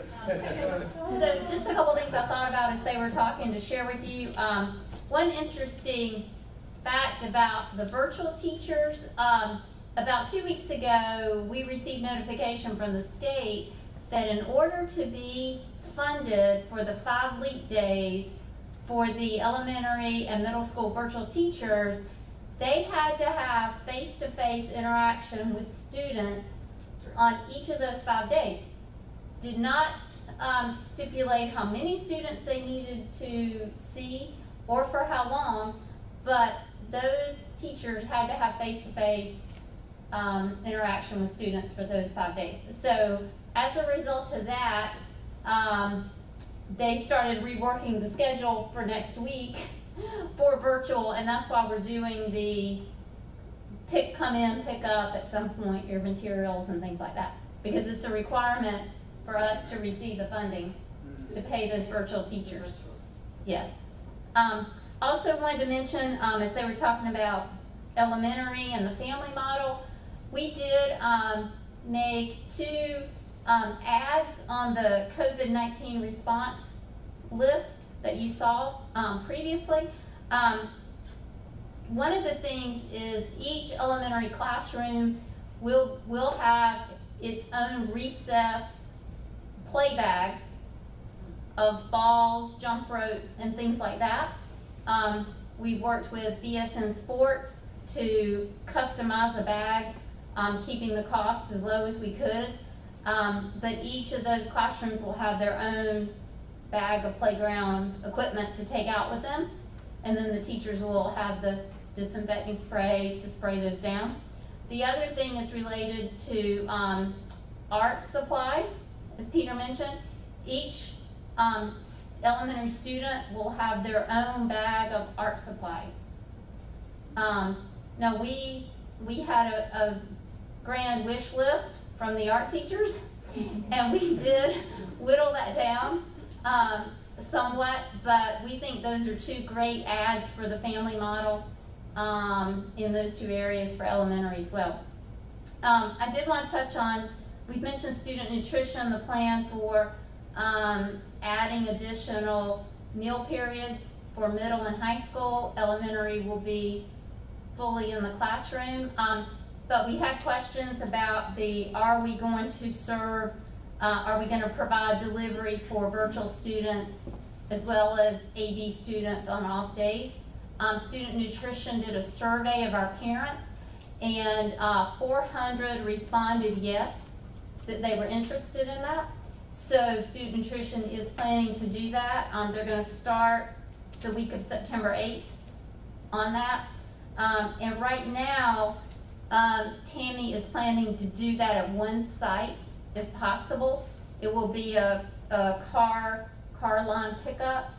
And if they were virtual, they will pick up, like we did in the spring, they will pick up meals for 5 days. If they're AB, they will pick up the equivalent of the off days for the meals. So if that continued, the interest grows, then she would go to another site if she needed to. But we're going to start with one site that week.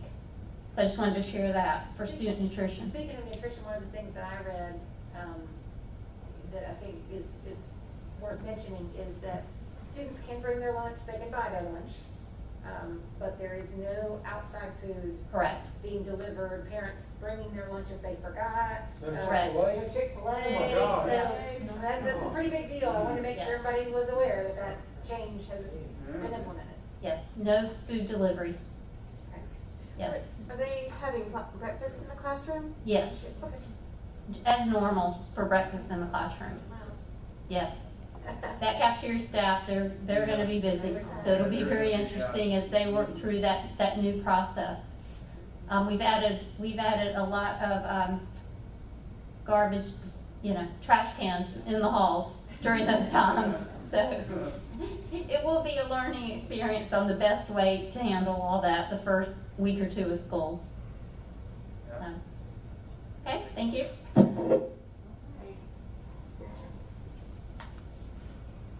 Thank all of you.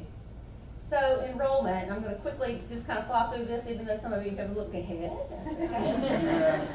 Elementary schools are now at 7,782, middle 4,119, high schools at 5,045 for a district total of 16,931, and that's as of today. I updated these so you can see the most current. Face-to-face is about 69.06%, 11,694, and virtual is, again, the opposite of that, the 30%, and you can see that elementary is at 34, almost 35%, virtual, middle, 32, and high school's 24%. So that's, 1 in 4 high school students and, 1 in 3 or so of the others. So it's a lot of virtual kids. 5,237 as of today, and they look so good as hard as they work. We're very tired. They're very tired. Oh, we look on the floor. They are hanging in there, and have taken all kinds of interesting comments and undeserved and some well-deserved, because we do have a lot of kind people out there too. So if we look at the elementary schools, you can see the breakdown by grade. A couple of things I wanted to highlight. Gold Hill is sitting at like 47% virtual. Orchard Park is lowest at, I think it was 21%. They're 25%, and TDK is at like 26% virtual, so they're a little bit lower than the others, but then TDK is really high, and their enrollment is really high at 853. Pleasant Knoll sitting at 841. So those numbers are up there.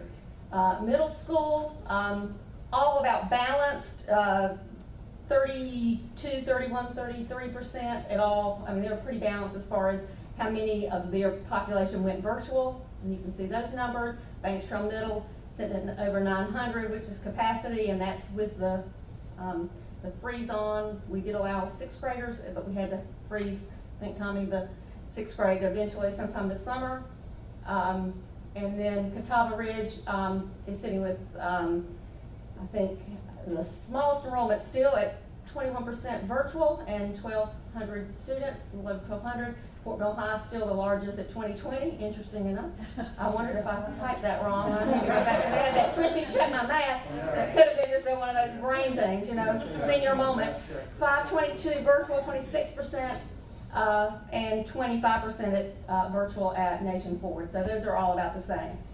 And so, Marty, I think the reason I was looking through the numbers, what it really said to me was elementary first.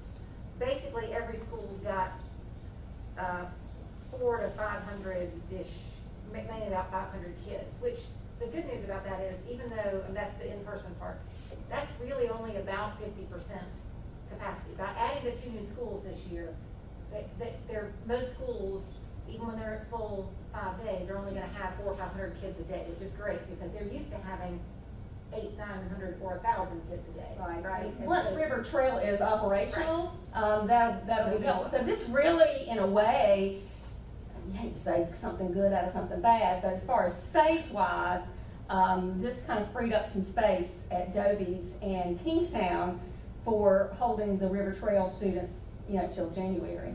So, and the same actually is true of middle school because, again, you know how we're a year away from that middle school, so we were starting to bust at the seams, but now, the maximum anybody has is about 600, so if you've only got half of those in a given day, you know, 300 is a whole lot easier to spread out in a middle school than 900 that we've got in some of them otherwise. And Banks Trail is still large. I mean, it's still, you know, the largest school, and they still need the mobile units, and we'll probably use those for virtual at first, and we'll see how the year goes.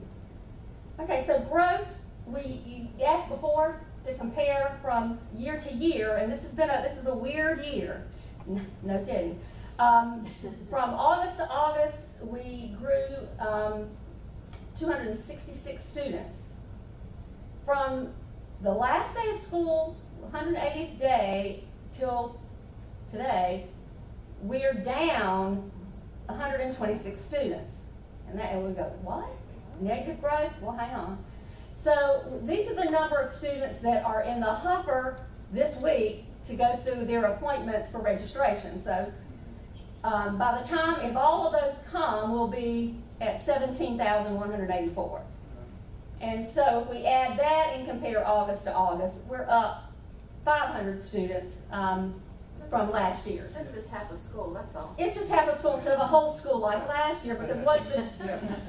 Yeah. So why is growth slower? Obviously, I mean, where do the kids go? Homeschool, charter school, 258, 255 in charter school. Of course, we always have students move in and come out, but the net has always been a lot larger. Those students, we're interested to see how that goes and how they'll return. That's why when you look at class sizes, some of those in the regular face-to-face classes are kind of small right now, but in some grades, but we anticipate some of these students coming back, and I think some have that in mind anyways. So of that, it was over 500, I think, home and charter as you've got them. Right. If we got 450 of those back, we'd be back on track to what we projected. Exactly. What's the normal, have we ever tracked that number before? Yes, last year it was 923, you mean the number of charter The and, number that go to charter. Oh, no, I don't know that we ever paid attention to it. We hadn't reported it. no, I haven't reported those specific, but we do lose students, over the summer, but the net is always so great, we haven't really researched it a whole lot, because it's not a bad thing usually. In this model, how, so say if you get a student though that comes in November or December, how does that work as far as placement into either on-site or virtual? Right now, they would go face-to-face. Right now, we're taking students face-to-face. If there's a medical kind of issue, something like that, then Dr. Smallsy and Gray work with them, and then on a space available basis, where there's room in a virtual school, they can go to a virtual teacher, but not necessarily at their school, which is what we're having to do now to resolve the staffing that we have. So, IDEA students, I shared that with you last year. We have an additional 86 transfer students that will go through evaluation. You can see that we are already at 1729. Of those 1729 and the 86 transfers, no, just of the 1729, almost 500 are virtual. That in itself is a logistical, I don't want to say nightmare, but a challenge. Depending on what the student's IEP is and what accommodations they're supposed to receive. A lot of those, some of those are very medically fragile and need OT, PT, and the list of services, again, it's a very, when people talk about creating a virtual school, every little piece is a big deal. Every little piece is that plus times 2. How do we do this in this environment? Times 2, virtual. And really times 3, because we also have to think, should we all go remote? That's another kind of contingency plan that we have to have for those face-to-face students. Based on a conference that I had the pleasure of doing virtually this past weekend, it doesn't help either that the feds are changing their standards, regulations, and rules hourly. I mean, they're not giving us much grace or waiver in No, they're not. terms It of doesn't sound like providing at all. And it things. also sounded like they were backing up on some things that they had originally said that they would accept and do, and now they're saying, oh, yeah, on second thought, we decided no, we're not gonna do it that way. They're expecting special ed to basically operate like the pandemic Yeah, like never happened. it never happened. Yeah. And that is a whole nother set of issues. with continuing to do the best we can, serving the students the best we can, providing the accommodations that we need, and taking care of staff in situations where the situation itself is already risky and now even riskier. So, there's some concerns there that staff have and that we're trying to work through, and Amy's group has done a great job doing some different things, and she can share some of those with you. Some different things as far as protective equipment, protective gear, scrubs, that kind of thing for those that might need those. So she's been really forward thinking with that, and it's doing all we can to keep students and staff safe. We have 265 virtual 504 students and an additional 30 from last year, and this was as of maybe greater than that. These numbers are from last week. Banks Trail Middle School is still frozen. We did accept 6th graders up to a point this summer, and those frozen students now, anybody that comes in, enrolls in Fort Mill Middle School.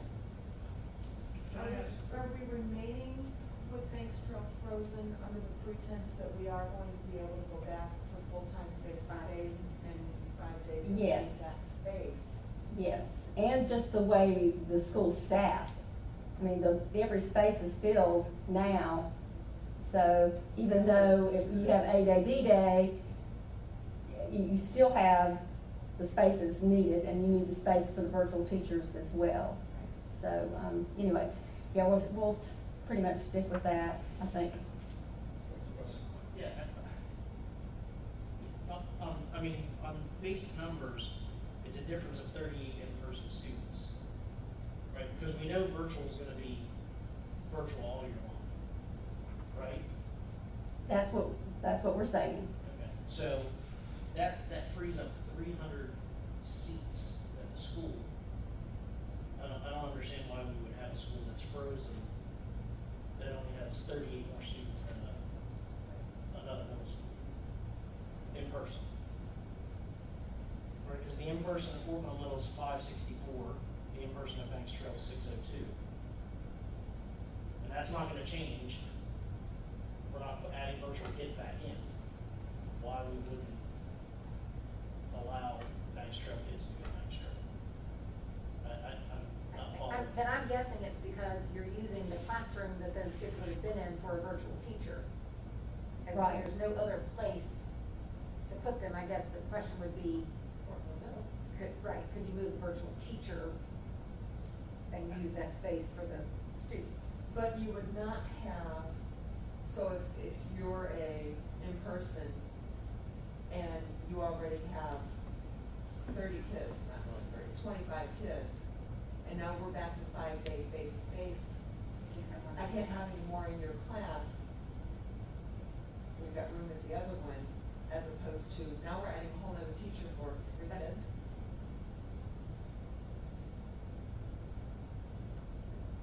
We can certainly look at class. Do we know that our classes are at capacity? No, I'm hedging my thought, is all. Right, no, and that makes sense. I just don't know if that's my question. Is Right. that the case? I Are think- turning I kids think away the- from I think going the- to school when there's obviously room in the school? That's something that Dr. Smolsey and Gray and Megan can look at if we want to try to repopulate before next week. I mean, but, Well, freezers are, that's an administrative decision. That was Right. just a question that I had. Right. See where the seat space is open.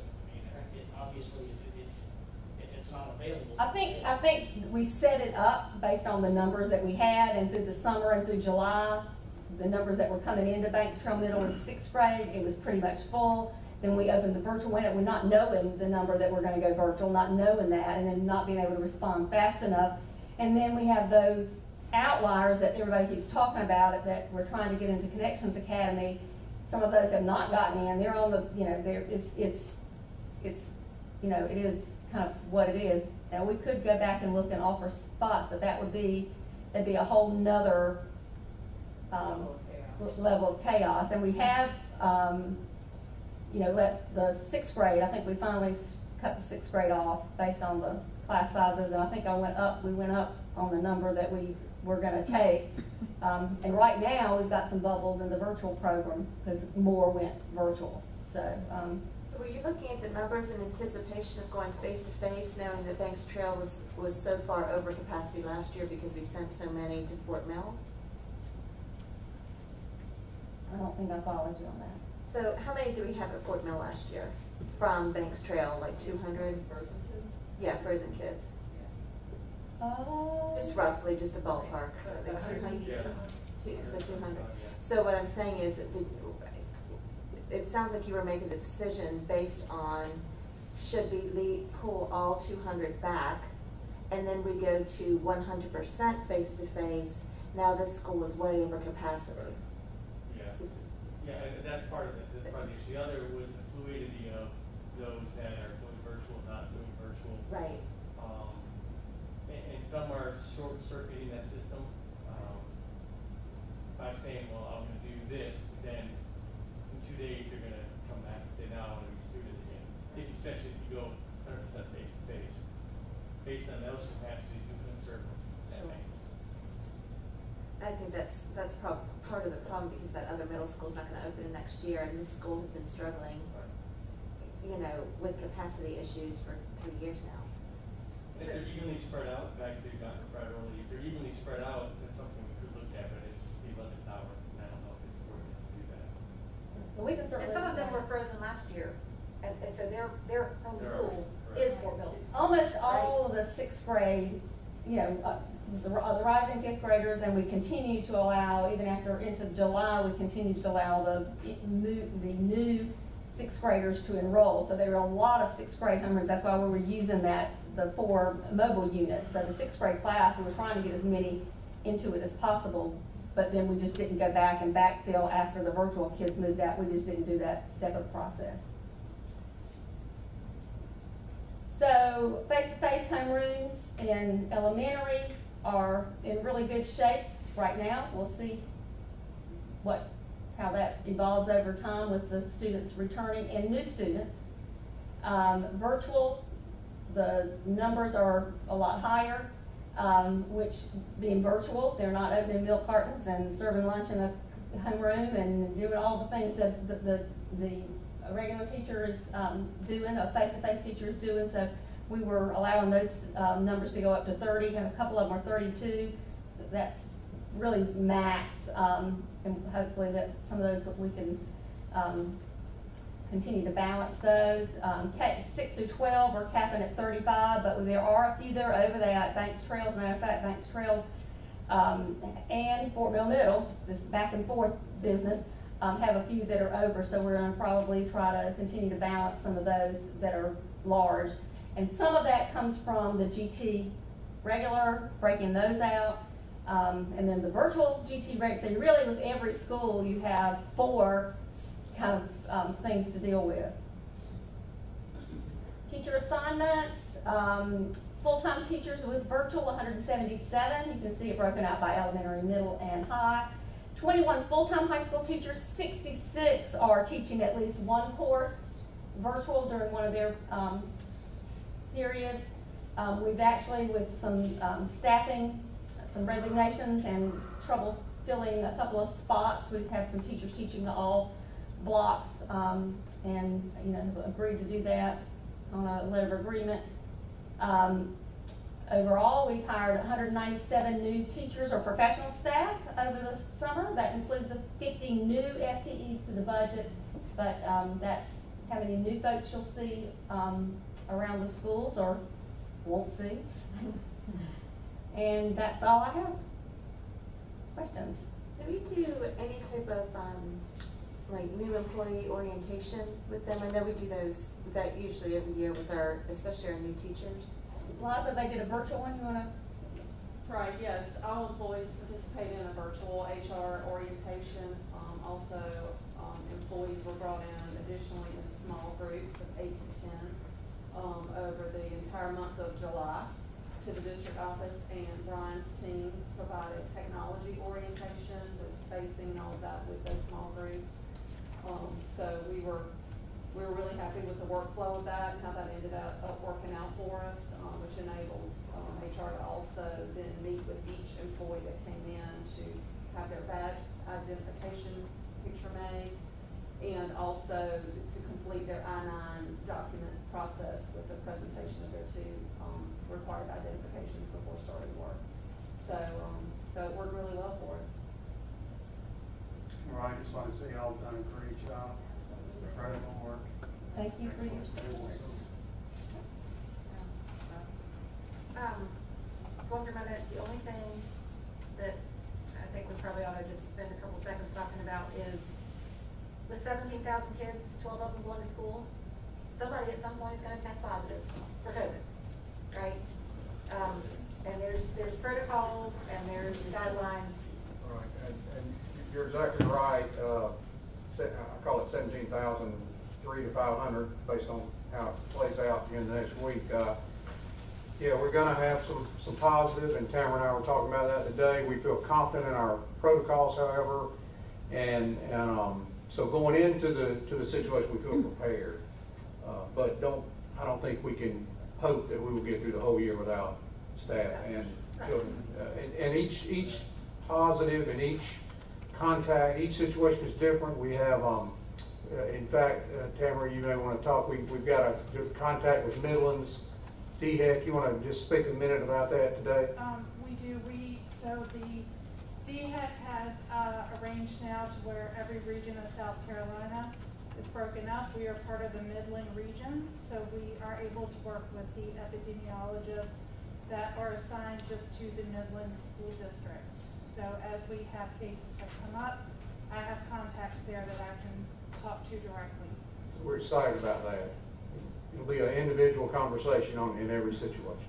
And there are protocols, as I understand, on notifying parents, and, right. and they they vary depending on contact, not contact. Whether you at had a the friend that was school. in contact. Right, Yeah. at the school versus in your student's class, and how it's handled. And not necessarily, an email blast from you or from Mr. Burke every time anyone is Correct. identified in any school.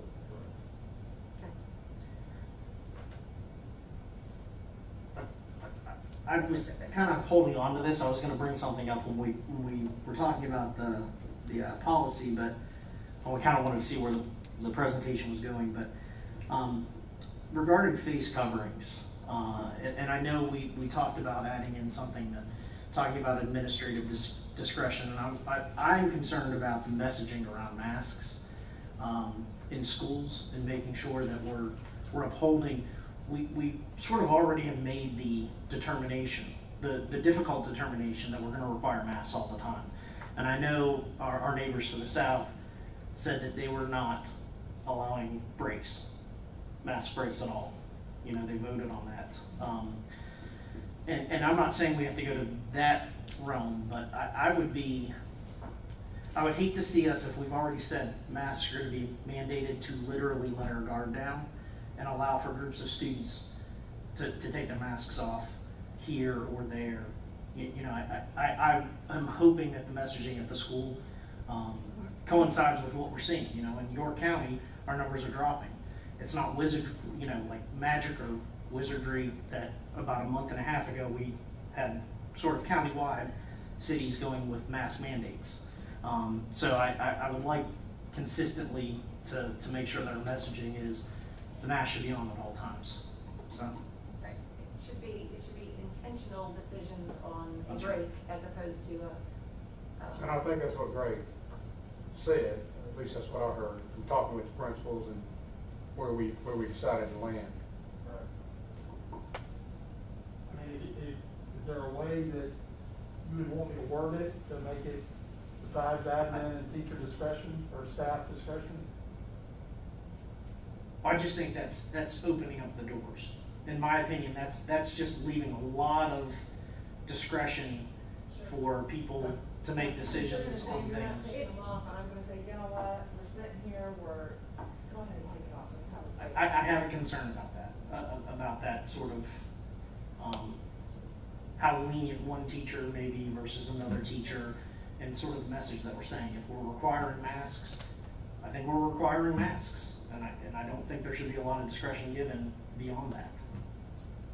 I did think that at some point when we decided to mandate the masks, that the main opportunity was going to be when students were able to socially distance, which I know some classes, based on these numbers, may only have 6 or 8 kids and should be well spread out, and other classes may have more A students than B students, and you still have a dozen in there on any given day, and obviously it wouldn't be as far apart. So, which is why it's not a flat answer that says when you're in class, you can take it off, right? It's only when the teacher feels like you are in a situation that it is safe to do so. Have we seen any? Outside time, art class outside. I think the example that I don't remember if it was Greg or Marty or somebody that said, you know, if you've got 6 kids in a class and they're gonna be sitting at their desk the entire hour and a half taking a test, not talking to anybody, not doing anything, and you are 6 feet apart, that might be another example, but it's case by case. Yeah, it sounds like there was a mention of bringing art outside, some art classes or something along those lines. So I think that'd give them. And I think there's gonna be a lot of outside. I hope teachers are gonna be very creative on beautiful Yeah. days to get outside whenever they can. Exactly. Has there been other, outside of the states, there are other districts that have started school already, some other states, is there anything that we can glean from any of the other states that have, something that we've identified that may be helpful for us at all? Well, we've only started this week in York County. I mean, Yeah. you can read about things all over the country. But you only get bad news. Yeah, you only get the bad news, that's true, yeah. You didn't get 200 cases because Yeah. the school. A month from now, we may be able to answer that better, Tom. Just one thing on outside. I love outside. I spend a lot of time outside. my children spend a lot of time outside. It's just a hope that we are all cognizant of a warning from your fair-skinned, used-to-be redhead that has things taken off of his head yearly to wear sunscreen. Thank you. Good point. All right, anything else on the school opening and enrollment update? I would like to just say, we were talking as a staff maybe a week ago, Marty and several others. It's amazing, you know, in a normal year, we open 2 schools, you know, without a pandemic, and it's in the new routes, the new bus routes, everything, the new car rider lines. This year, we're opening a school at mid-year. We're opening a school now. It's amazing what our staff has done to it. It's like seamless when you go in these buildings. I can't compliment the teachers and the principals at the buildings high enough. It's just amazing how they make it look. They make it look easy, but it's amazing. And on top, pile of pandemic on top of that, you know. Yeah, phenomenal, great work. By and large, most of the teachers and staff that I've seen or interacted with, or talked to or whatever, have been extremely positive with, look, this is what we've been dealt, we're gonna make the best of it, and it doesn't do me any good to stand here and whine about it. I'm just gonna get busy and do what I gotta do and make the best of it. So kudos to everybody in the leadership for that, because it's huge. Yes. Yep, they're gonna make the best of it. Right. Okay, and we do have a couple action items, starting with the approval of the strategic plan that we talked about back in, that we talked about back in April, but then everything got sort of stopped and we didn't get to that. Do not have a PowerPoint. We're gonna hopefully do this in the short order. Last year in November, the strategic planning group met and provided feedback on our plan that was from using the 18-19 data. Remember, we don't get test data until the fall, so the 19 plan really came from that data. So the plan you have, the assessment data that's there is really outdated. But the plan, if you remember, we started that plan in 2015-16. That was the first year of a 5-year plan. At that time, Advanced Ed came into their visit. We used that data from their visit to kind of tweak our plan. And that's where in 16-17 we kind of focused on our STEAM initiative. And 17-18 we really worked on the social emotional support for students, the counselors that you provided, and behavior interventionists and all those pieces, because some things that were going on in the community with mental health. All of that was kind of a focus for in the year 17-18. And 18-19, we talked a lot about all means all and poverty, and kind of had a focus there on MTSS and closing the achievement gaps in different subgroups and with students. And then last year we focused on teacher recruitment. So every year we've kind of had a different focus. This is our last year of the plan. Technically we should be beginning our development of a new 5-year plan, and we should in March of 2021 have our visit from Cognia, which is now the new name for Advanced Ed. We've asked for a delay because that process, if you remember, it's a lot of self-study, a lot of surveys, a lot of work. And the last thing I wanted to do was go into a principals meeting and say, guess what, guys, on top of a pandemic, schools that aren't open, 3 schools sharing 2 things with virtual, non-virtual, I mean, all of this that's going on, this was not the time to do that. So we've asked for a delay in the visit till next year, 21-22. We've not been granted that, but I think we will, or we'll just take one, I don't know. So why bother approving a plan? Well, it was really supposed to be submitted to the State Department in April. They gave us an extension, and then we weren't even able to meet and have you approve it. But I did want to say, so what good's the plan? Well, the plan has kind of guided us in some major things that you've been able to accomplish as a board and we have as a district.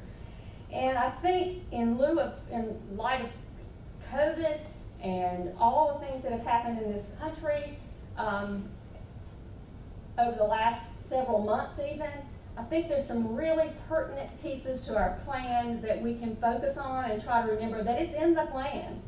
And now it's time to make sure that those are the things that we're focusing on this year. So I think it actually turned out kind of pink in your version of a plan. But a couple of things that just wanted you to, besides just getting ready for next week. Strategy, goal 1, exceptional teaching and learning. Strategy 1.1, listen to what it says. Comprehensive intervention, MTSS. That whole process to refine that, to look at our gaps, especially now looking at the gaps of students that didn't go to school since March. Some of those, where are our kids? We really need to ramp up our MTSS, and that also has a social emotional component. Also, the district proficiency-based credit plan is in the plan to review that, which we're doing, and Dr. Waxens is working on that, and certainly we're using that in our virtual program. Strategy 1.5, professional learning on culturally proficient instruction and sensitivity. Very pertinent, something we definitely need to focus on. Deliver digital, blended, and face-to-face job embedded professional development on all of those. Goal 2, closing the achievement gaps. We added the analysis of parent and student surveys. That was added in green. We added that before COVID. And certainly we needed to know what our stakeholders are thinking now more than ever. So the plan still works for us. 3, develop and foster effective communication and partnerships among our school, homes, and community. We'll continue to do that. What Leanne's been able to do with Leroy Springs and with Brian, with the technology, with AT&T and Comporium, and we continue to use our community partners to solve the problems that we're facing now. So certainly goal 3 can still lead us through this year. And then goal 4, in green, develop and implement an evidence-based strategy for recruiting and retaining talent. We talked about that. We're struggling in some areas this year more than we ever have as a district because of COVID. 4.3, feedback from schools about cleaning issues and to monitor the air quality in building on a periodic basis. Joe and Tom, they had that in the plan, and is it not as relevant now as it's ever been? It really becomes a focus point for us as we plan for 2021. And then finally, goal 4, strategy 4.4, 4.6 is about the facility plan, the 10-year plan I know Tommy's working on, technology, ensuring adequate computer capacity, Brian's working on, all of these things. And then finally, 4.7, Amy's group, Karen Monahan has done an absolutely amazing job, and I need to send y'all the link. We need to have her present the curriculum on social emotional learning and all the professional learning, the app that she created with all these resources for teachers on how to help students as they transition back to school. It is an amazing piece of work that she's done since March and has released, and now she's shared it with the state. I shared it with the Old English Consortium, and it is a beautiful thing to see. So lots of things going on, lots of things to implement as we deal with COVID and all the other things that are going on in our community and our world. And so the plan is the plan, and it needs to be revised and rewritten starting next year. But for now, it should guide us for this year, and I would ask that you approve the strategic plan to be submitted to the state. I'd like to compliment you on the way it was presented and the data that was presented in there. I found it very useful. I like seeing data, just the way that it was in there helped me understand where we're at going on. Well, thank you. And again, a lot of the assessments that are there, we don't have data for, we didn't have testing last year. So and then a lot of the instruments actually change over time, but that's strategy 2. The reason we have Renee Beck is that strategy 2, continuous improvement, that we need to use data and make sure that all the principals are using data. That's been another huge achievement in the last 5 years in this district, is our use of data. So thank you, Wayne. I would entertain a motion. I'd like to make a motion to accept the recommendation of the administration to approve our strategic plan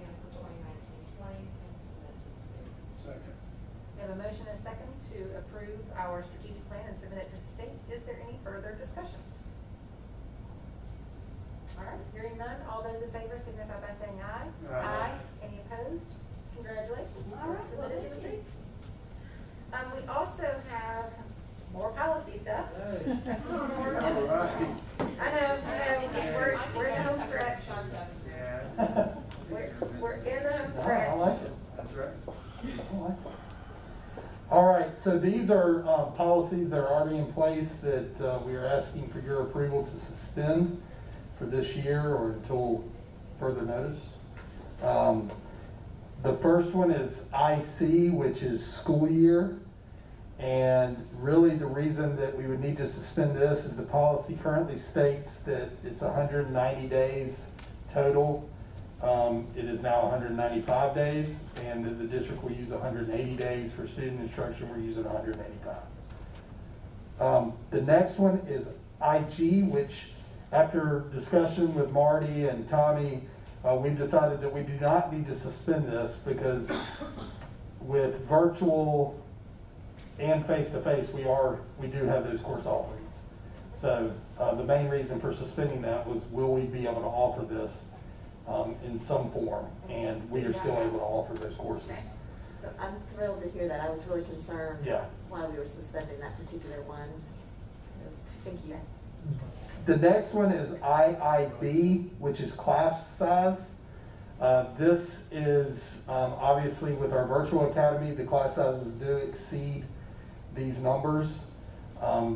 This is something, if we continue to offer the virtual academy, something we can monitor for this year, and if we continue to offer the virtual academy, we can look at adding a section for virtual. Or the difference between The in-person. difference between virtual and face-to-face. The next one is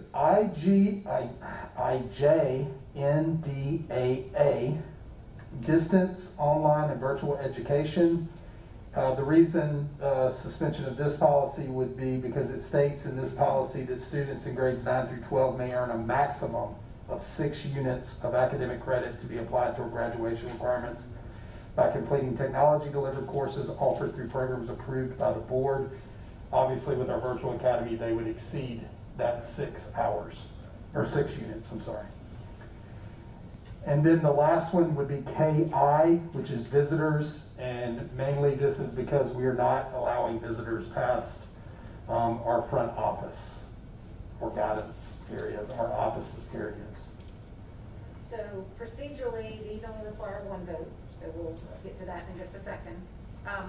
And I guess we are officially going to make a motion to suspend them for the current school year, which means they would automatically be back active for next year unless we intentionally take action again. Correct. Fair? I have a quick question before we make a motion. Do we technically need to suspend IIB class size? Because it really doesn't say that we have to have those classroom ratios, just as we aspire. And I don't, Correct. I think as a board, we still aspire to have those Correct. numbers. I don't think suspending it really does. He's right, because we've had that discussion before about it being required versus aspiring. Yeah, that's up to you guys. If y'all think that we don't need to suspend that, that's So fine. let me ask, do we aspire to have it only 21 in K through 3 virtually? I don't think we aspire to only have it 21 in K through 3 virtually. I mean, not only are we not doing it, Yes, the answer to that is yes. But is it realistic? To me, I don't see why we would suspend a policy if we didn't have to. It could create expectations that we cannot meet. You know, if somebody is out here looking at it, we have no plans of, with the virtual academy, of allocating that many teachers to it for those student-teacher ratios. Joe, can you pull up class size? Yeah, they were not this. I understand we shouldn't suspend policies if we don't have to, but in this case, especially with it For could this create year. unrealistic expectations for this year. Yeah, I'm a little concerned about this fire. Sometimes it's bad to remember everything, but I remember in 1990, 2005 when we put this in place. We aspired then, we didn't, It does say right there, the first bullet, it says, the establishment of a reasonable student-teacher ratio will be based on the following, I guess it says guidelines, but it says, with the exception of band, music, and PE, no class should exceed 30 students in membership. Our virtual classes are going over 30, some of them. Yeah. All right, I guess we would need 1, 2, 3, 4 separate motions. Hang on. Just make sure Sorry. I got my notes. All right, so I'd like to make a motion that we accept the recommendation of the administration to suspend policy IC for the 2020-21 school year. Second. Motion and a second to suspend policy IC for this upcoming school year. Any further discussion? All those in favor signify by saying aye. Aye. Any opposed? All right, motion carries. I'd like to make a motion that we accept the recommendation of the administration to suspend policy IIB for the 2020-21 school year. Second. Motion and a second to suspend IIB class size for the upcoming school year. Any further discussion? All those in favor signify by saying aye. Aye. Any opposed? All right, motion I'd like to carries. make a motion that we accept the recommendation of the administration to suspend policy IJNDAA, distance online and virtual education for the 2020-21 school year. Second. Motion and a second to suspend IJNDAA for the upcoming school year. Any further discussion? All those in favor signify by saying aye. Aye. Any opposed? The motion carries. I'd like to make a motion that we accept the recommendation of the administration to suspend policy KI for the 2020-21 school year pertaining to visitors. Second. Motion and a second to suspend policy KI visitors for the 2021 school year. Any further discussion? My only discussion would be if a miracle occurs and we're able, in the second semester, I would want to bring this back sooner than a full year if we are all Right. cured and COVID-free by then. Yeah. All right. Any further discussion? All those in favor signify by saying aye. Aye. Any opposed? The motion carries. With that, we are to the end of our open session. For those who have held on for the full 2 hours and a half, thank you very much for joining us. We are going to entertain a motion to go into executive session to discuss personnel recommendations and a legal issue. If we have any actions, I do not expect, well, we might have actions coming out. We will You will, come. personnel. Yeah, you're right, for personnel. We will come back onto the open line, so you're welcome to hang on. If you I'd so like to choose. make a motion to go into executive session for legal and personnel. All right. Second. We will move now into executive session. Thank you all for joining. For those who don't stick around, appreciate you following along. With that, we are in executive session. Okay, we got you.